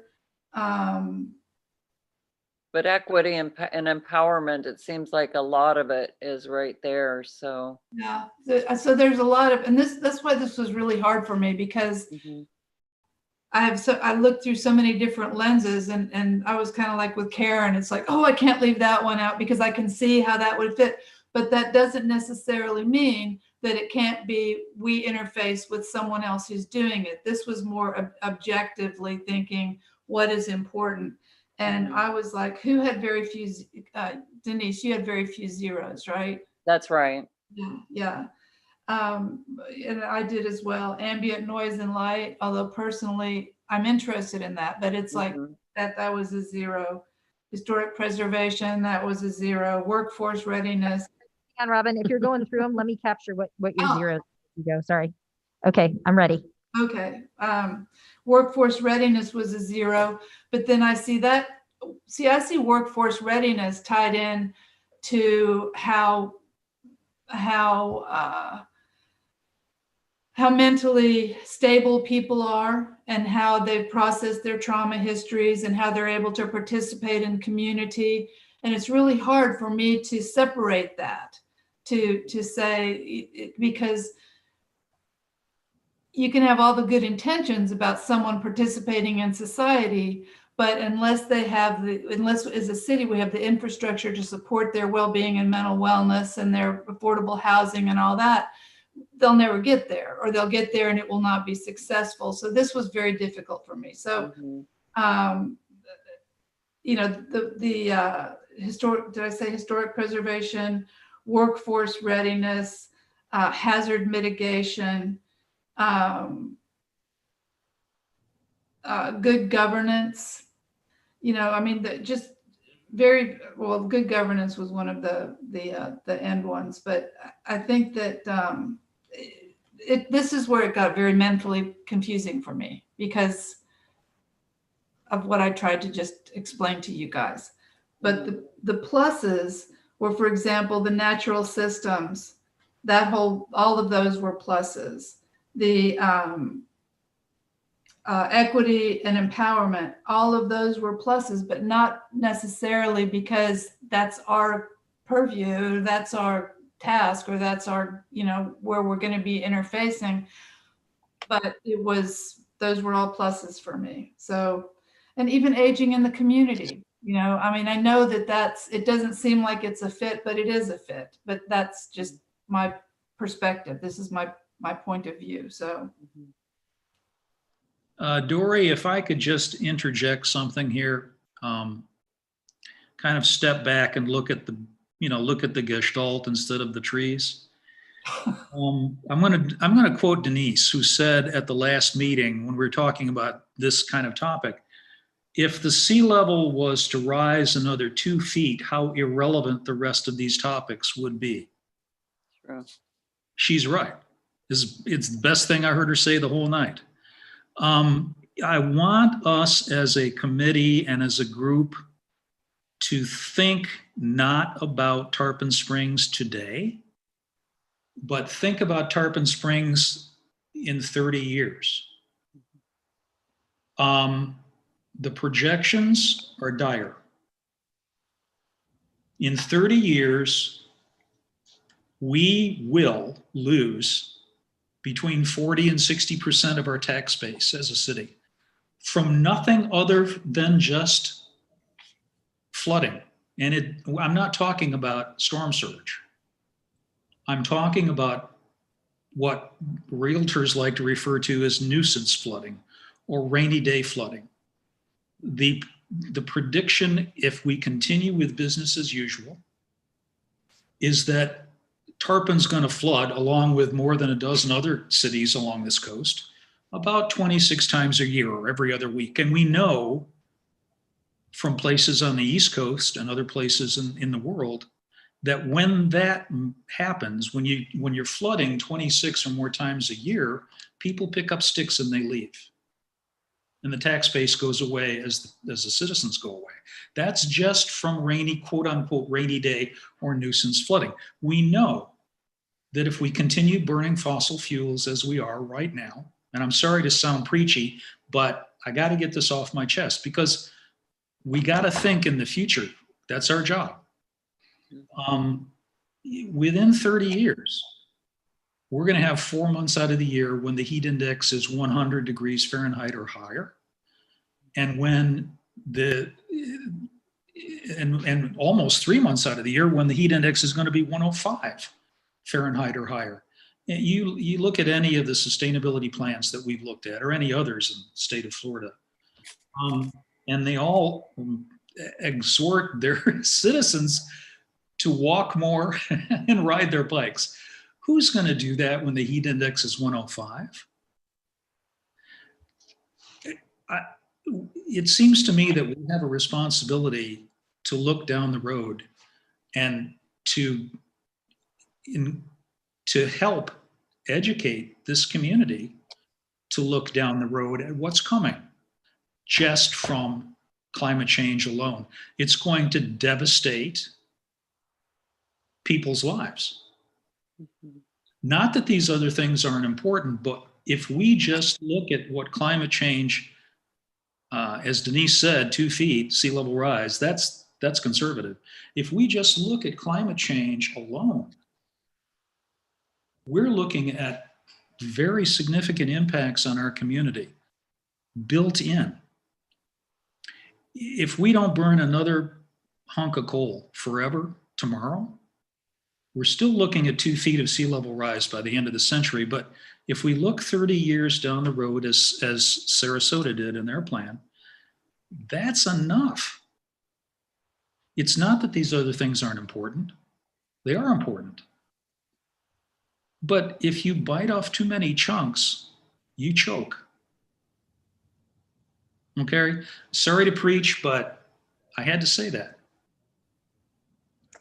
Paul, Okay. point well taken. I appreciate your chiming in with that, because that's like the reality check of this whole thing. It's very easy for me to think bigger and bigger, but I think focus is very important. But I also see that mental wellness is hand in hand with this, that as climate is more severe and as there are more challenges, that community mental health is going to be much more difficult to achieve, and that also ties into everything else. You know, the devastating fires in California, people moved back after the campfire. People are trying to build better. So it's not that people are going to take up their sticks and leave. People will want to stay, especially in Tarpon, where there's generations of folks living here. But we have to figure out how to provide a healthy and holistic environment in all the ways that we've been talking about, in my opinion. But my cousin by marriage, Alexandra, was driven out of her home in St. Helena last year. She was driven out of her home in St. Helena this year, and she and her family still can't go back. The reality is, Robin, that things have changed. And there are people in California, my sister, who runs a vineyard and a ranch and a winery in Paso Robles. And the reality is that California may not be a livable place anymore. She doesn't want to accept it. Alexandra doesn't want to accept it. Nobody wants to accept it. California has been the golden place. But the world has moved on, and not in a good way. Mental health, yeah. I got into this climate change stuff because I was treating people in 2005 who were refugees from Katrina, and treating people who attempted suicide because they were, you know, they'd lost their homes, they'd lost their livelihood, they'd lost their loved ones, their friends, their relatives. And then Hurricane Rita came through and traumatized these people all over again. I was working in a city that was a major relocation area for refugees. Yeah, mental health, we are going to have to figure out how we anticipate the mental health needs of the community, because, you know, people look at hurricanes. We could get walloped tomorrow. We don't know. People look at hurricanes as what the immediate damage. People are killed, they're drowned, you know, they're crushed by trees, they are electrocuted by falling wires.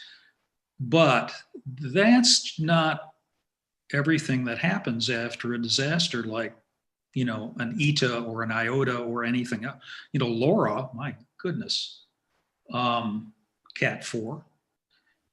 There are long-term changes, cholera and other diseases. Mental health changes are chronic, and they don't just impact old people, they impact children terribly. And we have to anticipate the increased needs of mental health that our community is going to need, because these things are coming.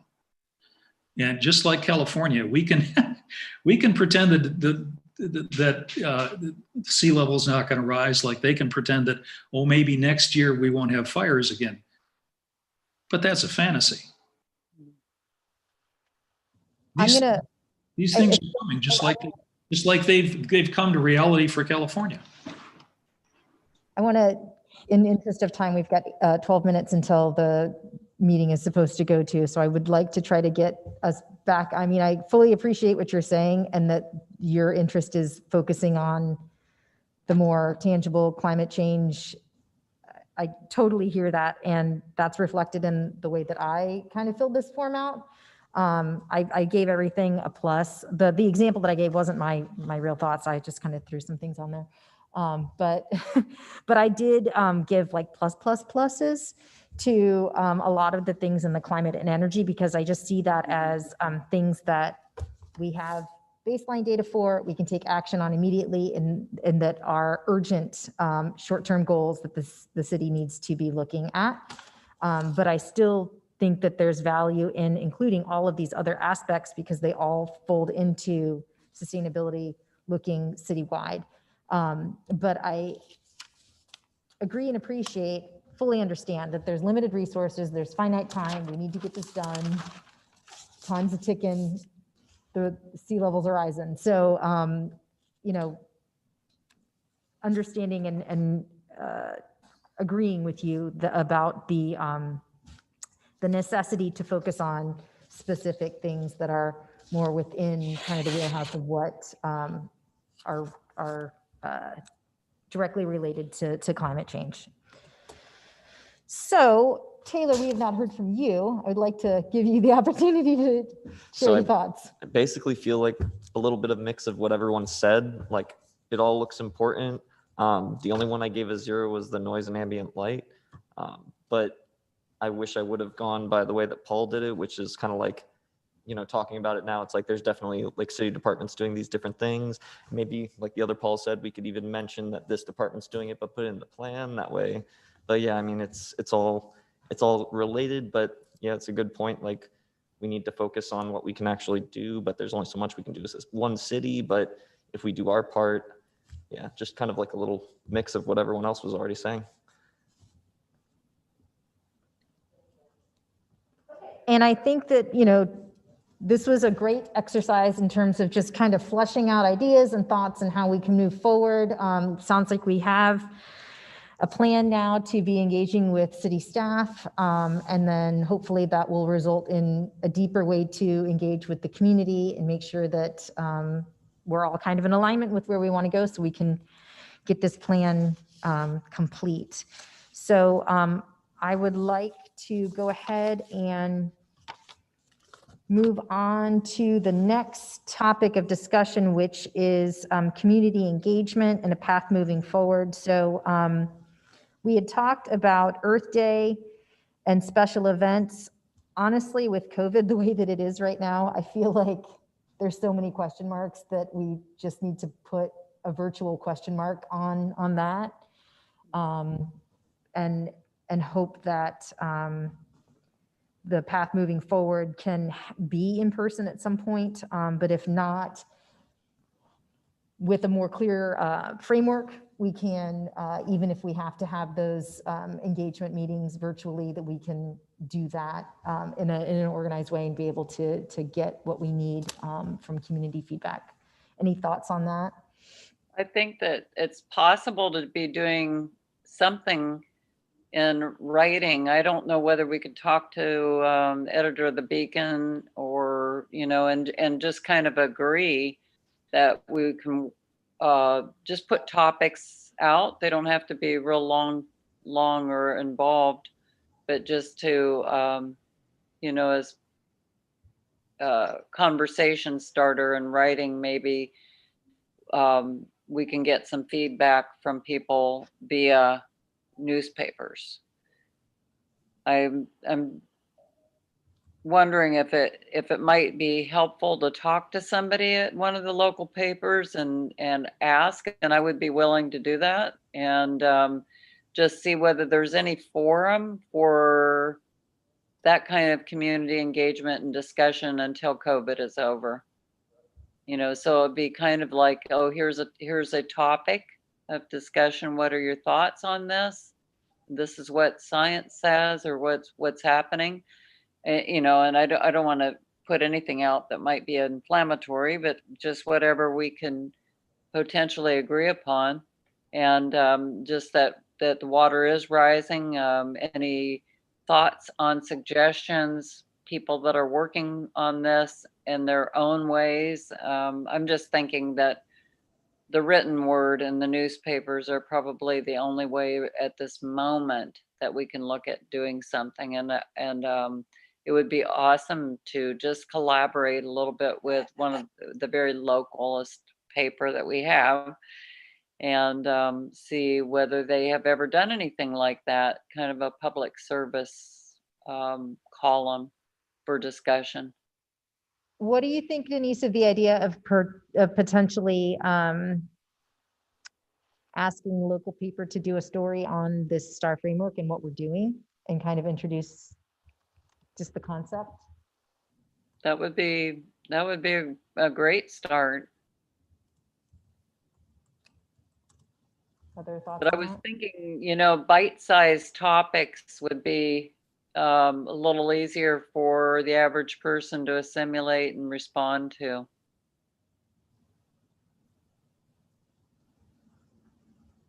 But, I just think that the first step might be talking to somebody at the paper and just asking for their feedback on ideas, because we're limited as to what we can do to involve the community at this point, and whether we can work as partners with the local paper to kind of create a dialogue column regarding sustainability and bite-sized topics, just to get feedback.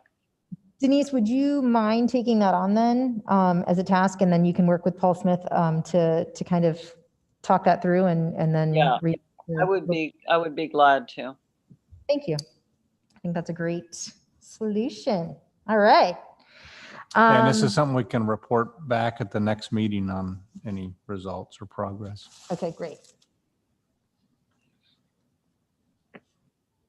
Mind, I was actually just going to let you know as well that I reached out to Recreation. They typically have an Eco Fest back to school bash, and for 2021, the date is not solidified, but they're most likely going to do it in September. They could do the last week in August as well if needed. Now, also, Shannon has had a recommendation about those mangroves as giveaways during EcoFest. If that's something you guys are interested in, they said that they should be planted between March and September. And then Shannon would be able to go ahead and order those for us if that was something you're interested in.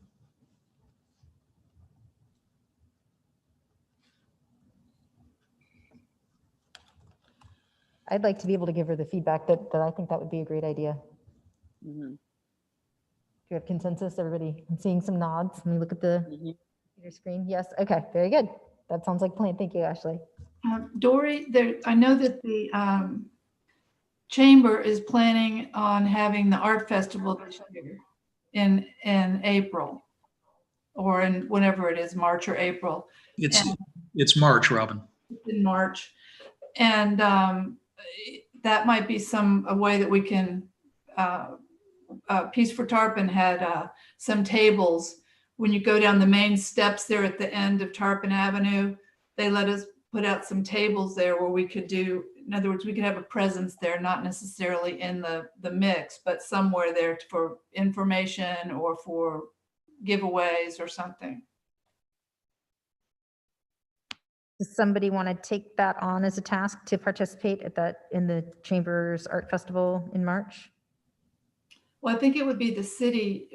It would be more this. It would be timed with the Chamber, with the art festival, but it would be like a parallel type of thing, is how I'm seeing it. But I'm open.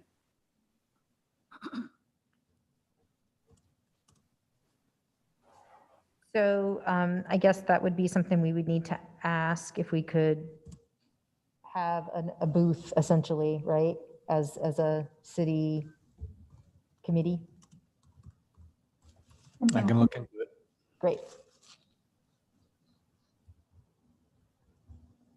Any other topics for discussion, or anybody else want to share any of their ideas for community engagement? Do we have a Facebook page? Like We talked specifically about for, that, but it's a lot of manpower to maintain because you have to respond and it just, I know that I do it for my organization. Mhm. It's, okay. I was just curious because I feel like that would be like one pretty easy, but apparently it's not super easy. You start getting a lot of feedback. yeah, to be able to engage with it and be able to respond to it, Okay. I think would be tricky. But I mean, it would be a fantastic idea if we had the manpower to do it. I'm not too much of a Facebook person. Otherwise, I would like volunteer for that, but I'm not the most active on social media and stuff. So I think that an idea that we could maybe pull into is maybe using the city's Facebook page to promote if we have like an upcoming event or when we have those, when we finally do have the meetings with the public to come give feedback. I think that would be a great way to engage. So we made a note of that. piggyback off them. I'd be willing to. I have a couple of pages, and you're right. It's really hard to keep them fresh, and sometimes if you ask for feedback on those, people get on a tangent or kind of go off in their own direction of something that's at the top of their list. But Peace for Tarpon would be happy to support whatever this committee does by posting on there and also on I Love Tarpon Springs Facebook page.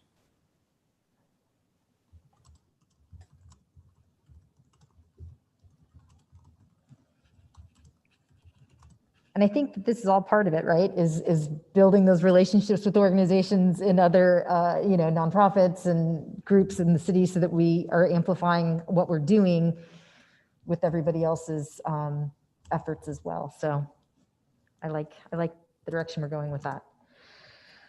Okay, I'm going to move us along then to, were there any follow-up comments or actually what time is it? It's 8 o'clock. So I do need a motion to carry us past the 8 o'clock mark.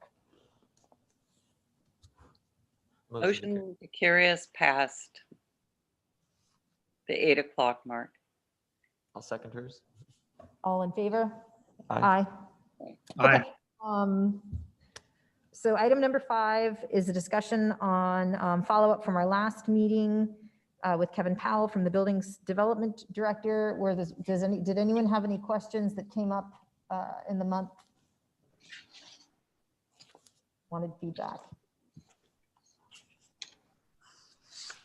Okay, I think that I've got some questions, but I think that as we start working on the plan and we have those meetings with city staff, that may be a better place to ask some of those questions. And I think that, we're going to have that opportunity to have this kind of ongoing conversations with the folks that we've already had give us presentations. So I'll kind of defer that. So item number 6 is discussion, which is a follow-up on the memo that we received from the mayor regarding flooding prevention projects. Paul Smith, would you mind kind of kicking us off with that? Yes, this item has to do with the mayor wrote a memo to the chair and the sustainability committee in response to, I think originally an email from Dr. Robinson regarding concerns with sea level rise in Whitcomb Bayou. And in the memo, I'll summarize it simply, that he agreed that that is one of the areas of concern for him as well. In addition, he had a few other areas that he mentioned he's concerned about. But in there, he asked the committee to come back to the city manager and him with recommendations on areas of action in a systematic manner. And for the purpose of him carrying that forward for funding consideration. Now, we've talked about this a little bit, and my suggestion is we are in the process of, we've requested grants for coastal vulnerability assessments. These grants, we won't find out if we've received until next year in the spring. So there is a period of time here where we've got sort of a gap. And one thing I've talked to the city manager about is we could put together a request in the meantime for the mayor to utilize to bring to state and federal leadership for funding consideration some things that we already know we need to do, like a urban tree canopy plan.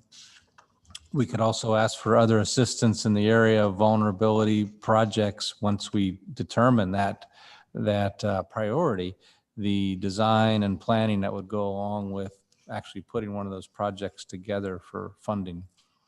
So this is something that I could put together a memorandum. I could present it to you all to review and comment on, something that would summarize some of these interim projects that he could then utilize to represent the city and see if he can't help us get some funding for these actions. Paul, you shared with me a list by month of flooding, and it was for an entire year, and it pertained to the places or the times of during a month and times of day when city employees put warning cones or other devices out to alert motorists in the city to water in the street. Of the 12 pages that I've got, the first one says Tarpon Springs, Anclote River, January 2020. Does that mean that this pertains to flooding along Dodecanese? Yes, what Dr. Robinson's referring to is he made a request to me of what are the areas of flooding that we're experiencing now. And Public Works was able to assist me with data they've collected and they use for the purpose of putting out the high water hazard signs. And so it's sort of an informal analysis, but it's one that's worked for them. And it includes, yes, the sponge docks is one of the areas that they do put those high water signs out. So it's sort of a rough initial measure of our problem areas. But I think we need to go further than that with our assessment of vulnerability. We need to see just what are, quantify it. What are those elevations? What kind of sea level rise implications do we have? What sort of storm surges do we have? And then from that, what's our action plan? What kinds of things? Let's break this up into geometric areas and assign actions to each one of those areas, and ultimately a funding plan to take action and start solving those problems. Paul, is it your understanding that the mayor has a time frame here, although he didn't specify one? I didn't see one, but I think the sooner we get him something to start working with, understanding that it wouldn't be our last submittal for him to consider, but something more in the near term, then as we develop our studies and plans and have specifics, we would present that. In my experience in grants, the more you have a plan together, a study, a priority, the better your requests are received because it's a systematic type of approach, one that most agencies can identify with. Do you have access to this kind of information for other places in the city? Data comparable to what you shared with me for, say, places along Whitcomb, places along Kramer, et cetera? Yeah, I can make that request of Public Works. I don't know the answer to that here, but I can certainly follow up. If we could look over that kind of information and such as it exists and then send that as a committee to the mayor, I think it would be appreciated and get us started.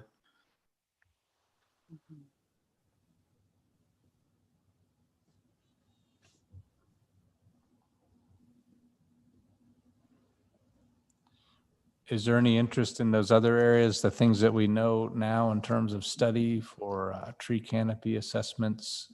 And I know there are greenhouse gas inventory and reduction strategies, those sorts of things that we can get some help on and make a quicker progress on.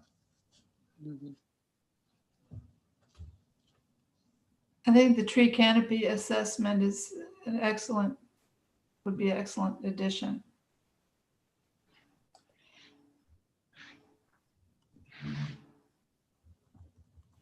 And I would echo the, what you said with the greenhouse gas inventory, any other, resources that we need to speed that assessment up so that we can have that baseline data to work into the plan. And the vulnerability assessment, it's not just looking at specific areas in town, right? It's looking at the city comprehensively, is my understanding. That's correct, yes. So I think that we need to have that data to help us understand where to go next. Got it. Going on a diet, you need to jump on the scale, see where you're at. So I think, is that enough then? Do you think that you've got enough to give back to the mayor? Yes, I'll draft something up and share it with you all, and we can get your feedback. Wonderful. Thank you. All right, moving along, items for our next month's agenda. I would like to see added to the agenda. I do believe we've got another presentation from city staff, and I think we're looking at either cultural services or fleet, perhaps. So one of those lovely folks. And then also an update on the comp plan. I know that when Renee Vincent spoke with us about wanting to incorporate some of the upcoming comp plan into what we're doing with sustainability, if we could get a better understanding of the timeline on that, and if there's any updates that would be relevant. Dory, why not look at flooding in various parts of the city? If there's someone in Public Works who can speak to this question of the areas of the city that need to be focused on regarding flooding. I have another question too. I'm curious if we have any data about the number of days of the year in which Dodecanese flooded on average before the check valves were put in, and then the data after the check valves were put in. Do we know relatively what impact those check valves had on flooding? It would be nice if we have that, if that data is available and it can be presented, to look at that. I'll make a request to Public Works. Thanks, Paul.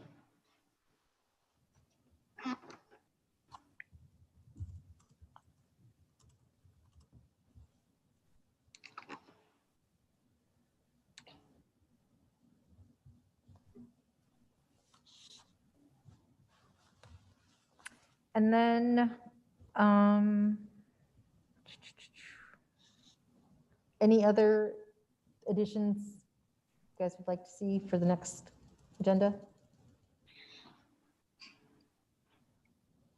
Somewhere in the future, maybe we can talk to St. Pete about their ISAP. Might not be next month, but maybe we could reach out.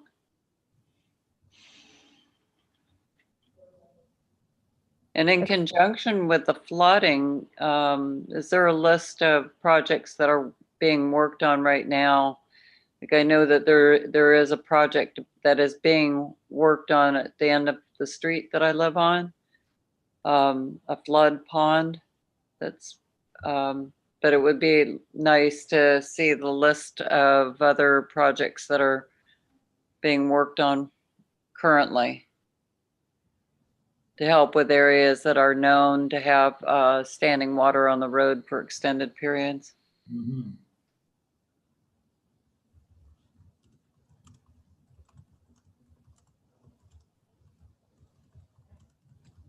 And then I would like to, if there's time, so maybe add it towards the bottom as another kind of homework assignment, start looking through and thinking of, instead of just the planning that we're doing, start thinking of actions that we can start taking. Like, for example, working on that green business award and seeing if anybody would like to raise their hand and start tackling that, or any other interim actions that you think would not require a ton of resources, but that you feel personally moved to take action on. So if you guys would be thinking about that throughout the month, and then be prepared if there's anything that you want to share with the group. I think that would be helpful conversation. And I think that that's quite a laundry list for an agenda for next month, so we'll stop there. And I would like to move along then to our public comments. So I see someone in the audience. Would you like to come? And appreciate your patience with us going a little longer than we. Well, I feel bad because I'm the only one in the audience, but I have plenty of room. Let me introduce myself. My name is Dale Henderson. My address is 12600 Automobile Boulevard right here in Clearwater. And I am the general manager of Orion Waste Solutions. Orion Waste Solutions is headquartered as well at that same address in Clearwater. I'm the general manager of the local operating division. And we are a full service solid waste recycling and environmental services company. We are very much interested, my team is very much interested in partnering with communities.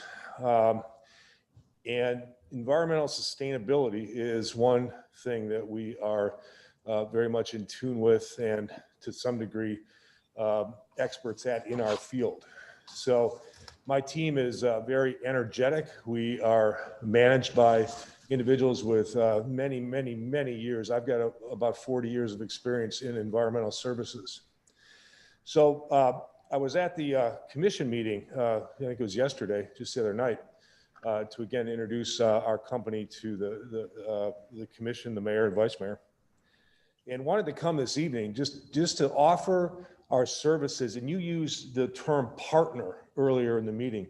Orion Waste Solutions would love to partner with Tarpon and your committee to do what we can do to help. A lot of that might come in the way of education. It can come in the way of, providing resources that we have for events when we get out of this COVID crisis. We can do a lot of things for the community to bring awareness to recycling and environmental sustainability.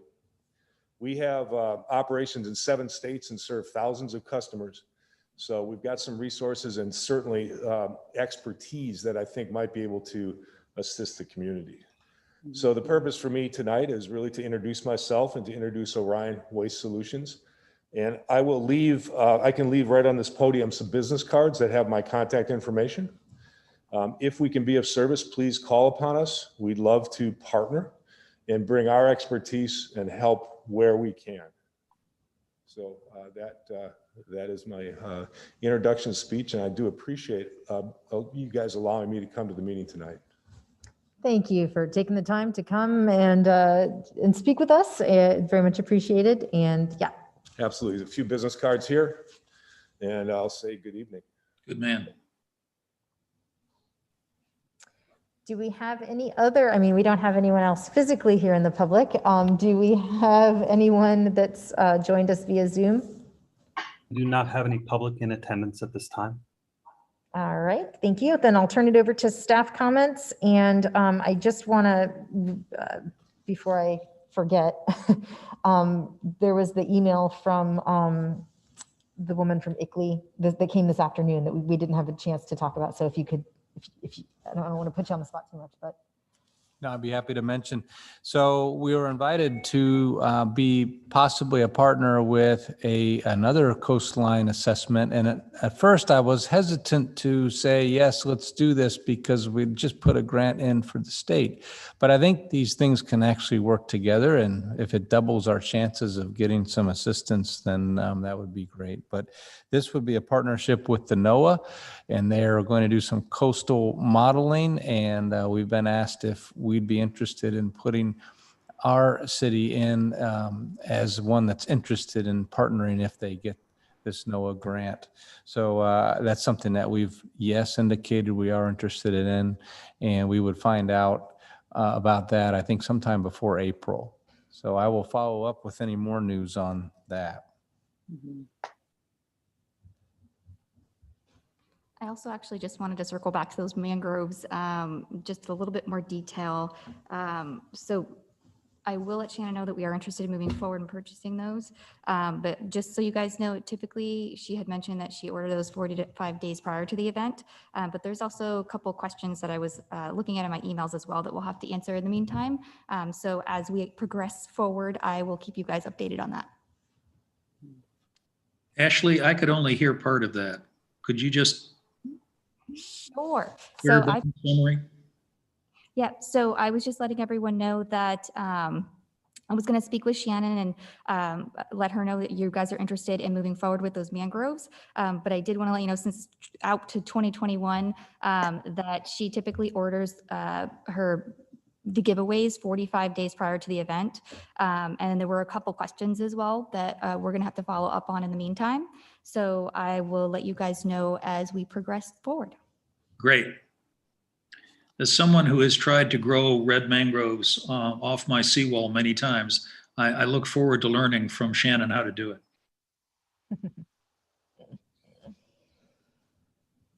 Are there any other staff comments then? I just wanted to let the committee know that there's an interest by members of the commission in having a workshop on the seawall master plan.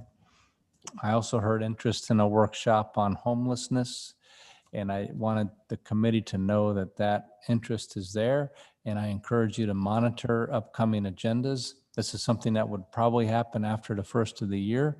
If I'm aware of something, I will make a note to let you all know, but I just thought those items related to the work that we're doing and wanted you to know about it. Is the Seawall Master Plan workshop, does it have a date? Not yet. Okay.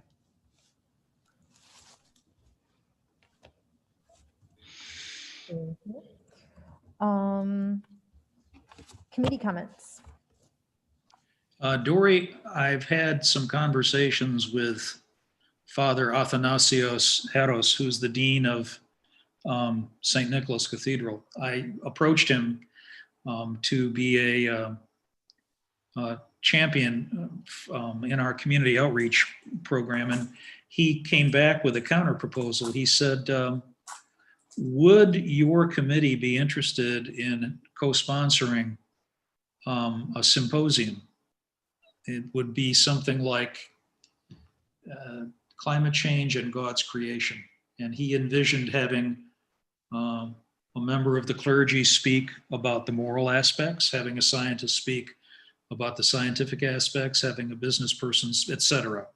And I'm just getting back to the committee to ask, are we as a committee interested in co-sponsoring something like that? Do we have if we're interested, do we have the wherewithal to help co-sponsor it? I will tell you that I've thought quite a bit about this, and I think we should have, if we do this, we should have speakers that have a national reputation.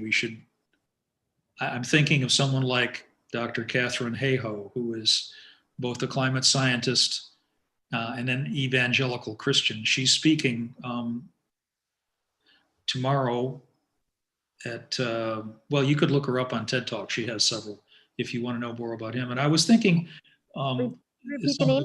Cloth, in addition to Father Athanasios, perhaps Nikitas Loulias, whom some of you know is from Tarpon Springs and is now the Archbishop of the Orthodox faith in the United Kingdom. However, I understand that there's a lockdown in the UK. He probably could not get back this year for Epiphany, but the Father Heros wanted to do this as part of Epiphany week. An interesting proposal, I thought, but I just getting back to the committee about this idea. Committee members? Idea of it. I'm a Christian, and it is God's creation, and I need to look back, and I could probably find specific lines to kind of shepherd the creation, but it seems like you're trying to find a speaker who's a little more well-known and more well-versed in both aspects. So I like the thought of it, though. What was the guy's name, though, that you told us to look at the TED Talk on? Paul? Catherine Hayhoe, Hayhoe. Catherine. There you go.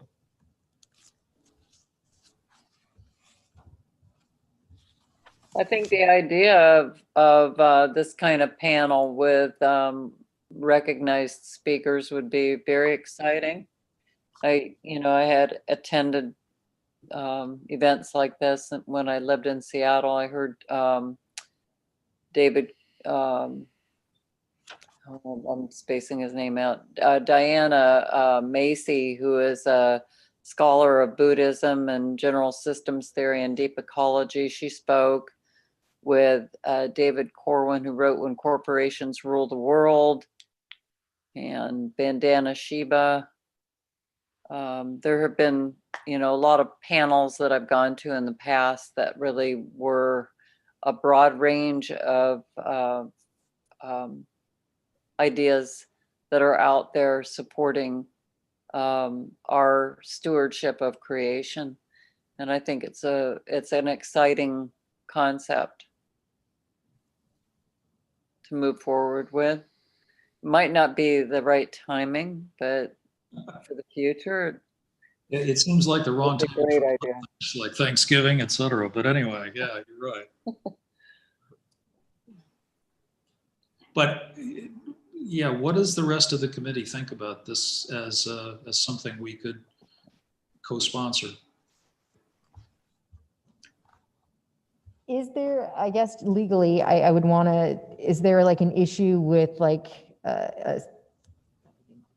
partnering or participating with, as a city with a faith, you know what I mean? Like, I know that there's been other things in the past where like the one time that I believe you spoke, Paul, that was at one of the churches, but I don't know that it was faith-based. So that's where my rub is. I just wouldn't want to get the city in trouble for it.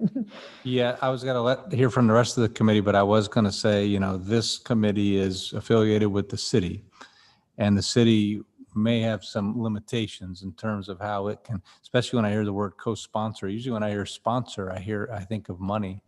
But I definitely would want to research what the limitations would be. Now I think it's a great idea for the community involvement aspect, but how we can participate, there may be some restrictions that I'll need to investigate. Paul, would you keep in touch with me on that as you learn more? And I'll help you any way I can with it.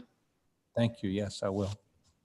And Paul, my feedback is I like the idea of community engagement. And I know people of faith, this would be a way to kind of bridge that connection and possibly build connections and build interest with the work we're doing. How I would see that is the church sponsor it and invite us to participate in some specific way. Rather than co-guide the process. In other words, let them take the lead, because I don't know what everyone's level of faith or engagement is here for the whole committee to just be equal partners. But I think an engagement in the sense of community outreach would be wonderful. I also would like to see more diversity rather than Greek Orthodox or Christian into things like a Buddhist, or as Denise mentioned, something that might also draw in other people of different types of faith that might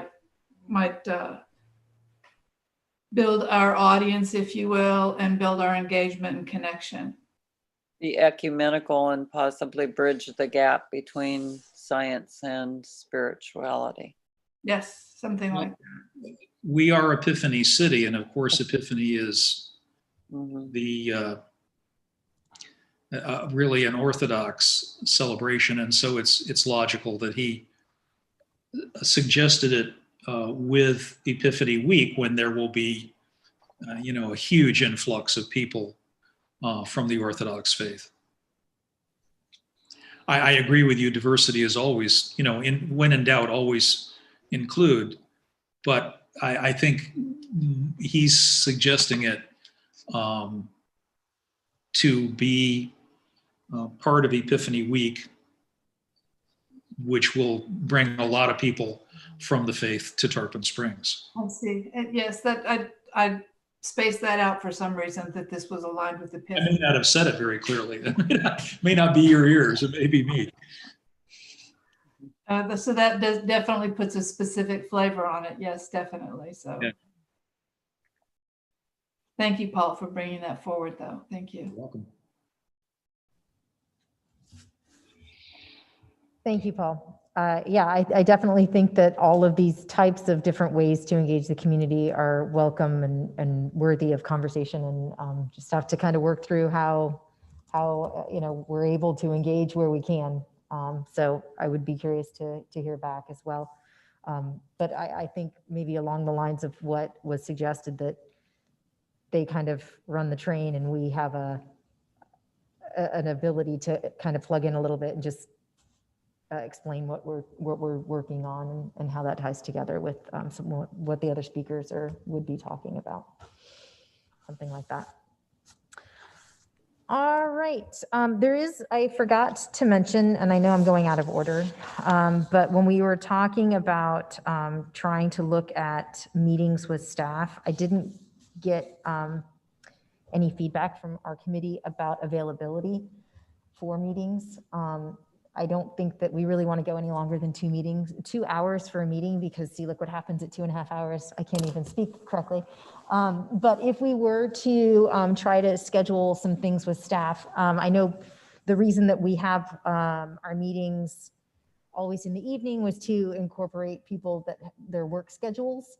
But I also want to be looking at staff schedules as well. So asking a whole bunch of staff 3 different times to come in the evening, if we could maybe have the meetings at like 4 to 6 or 3 to 5, would our committee feel comfortable with our work schedules being able to commit to like 3 meetings that would be 2 hours later in the day, but still in kind of the work day timeframe?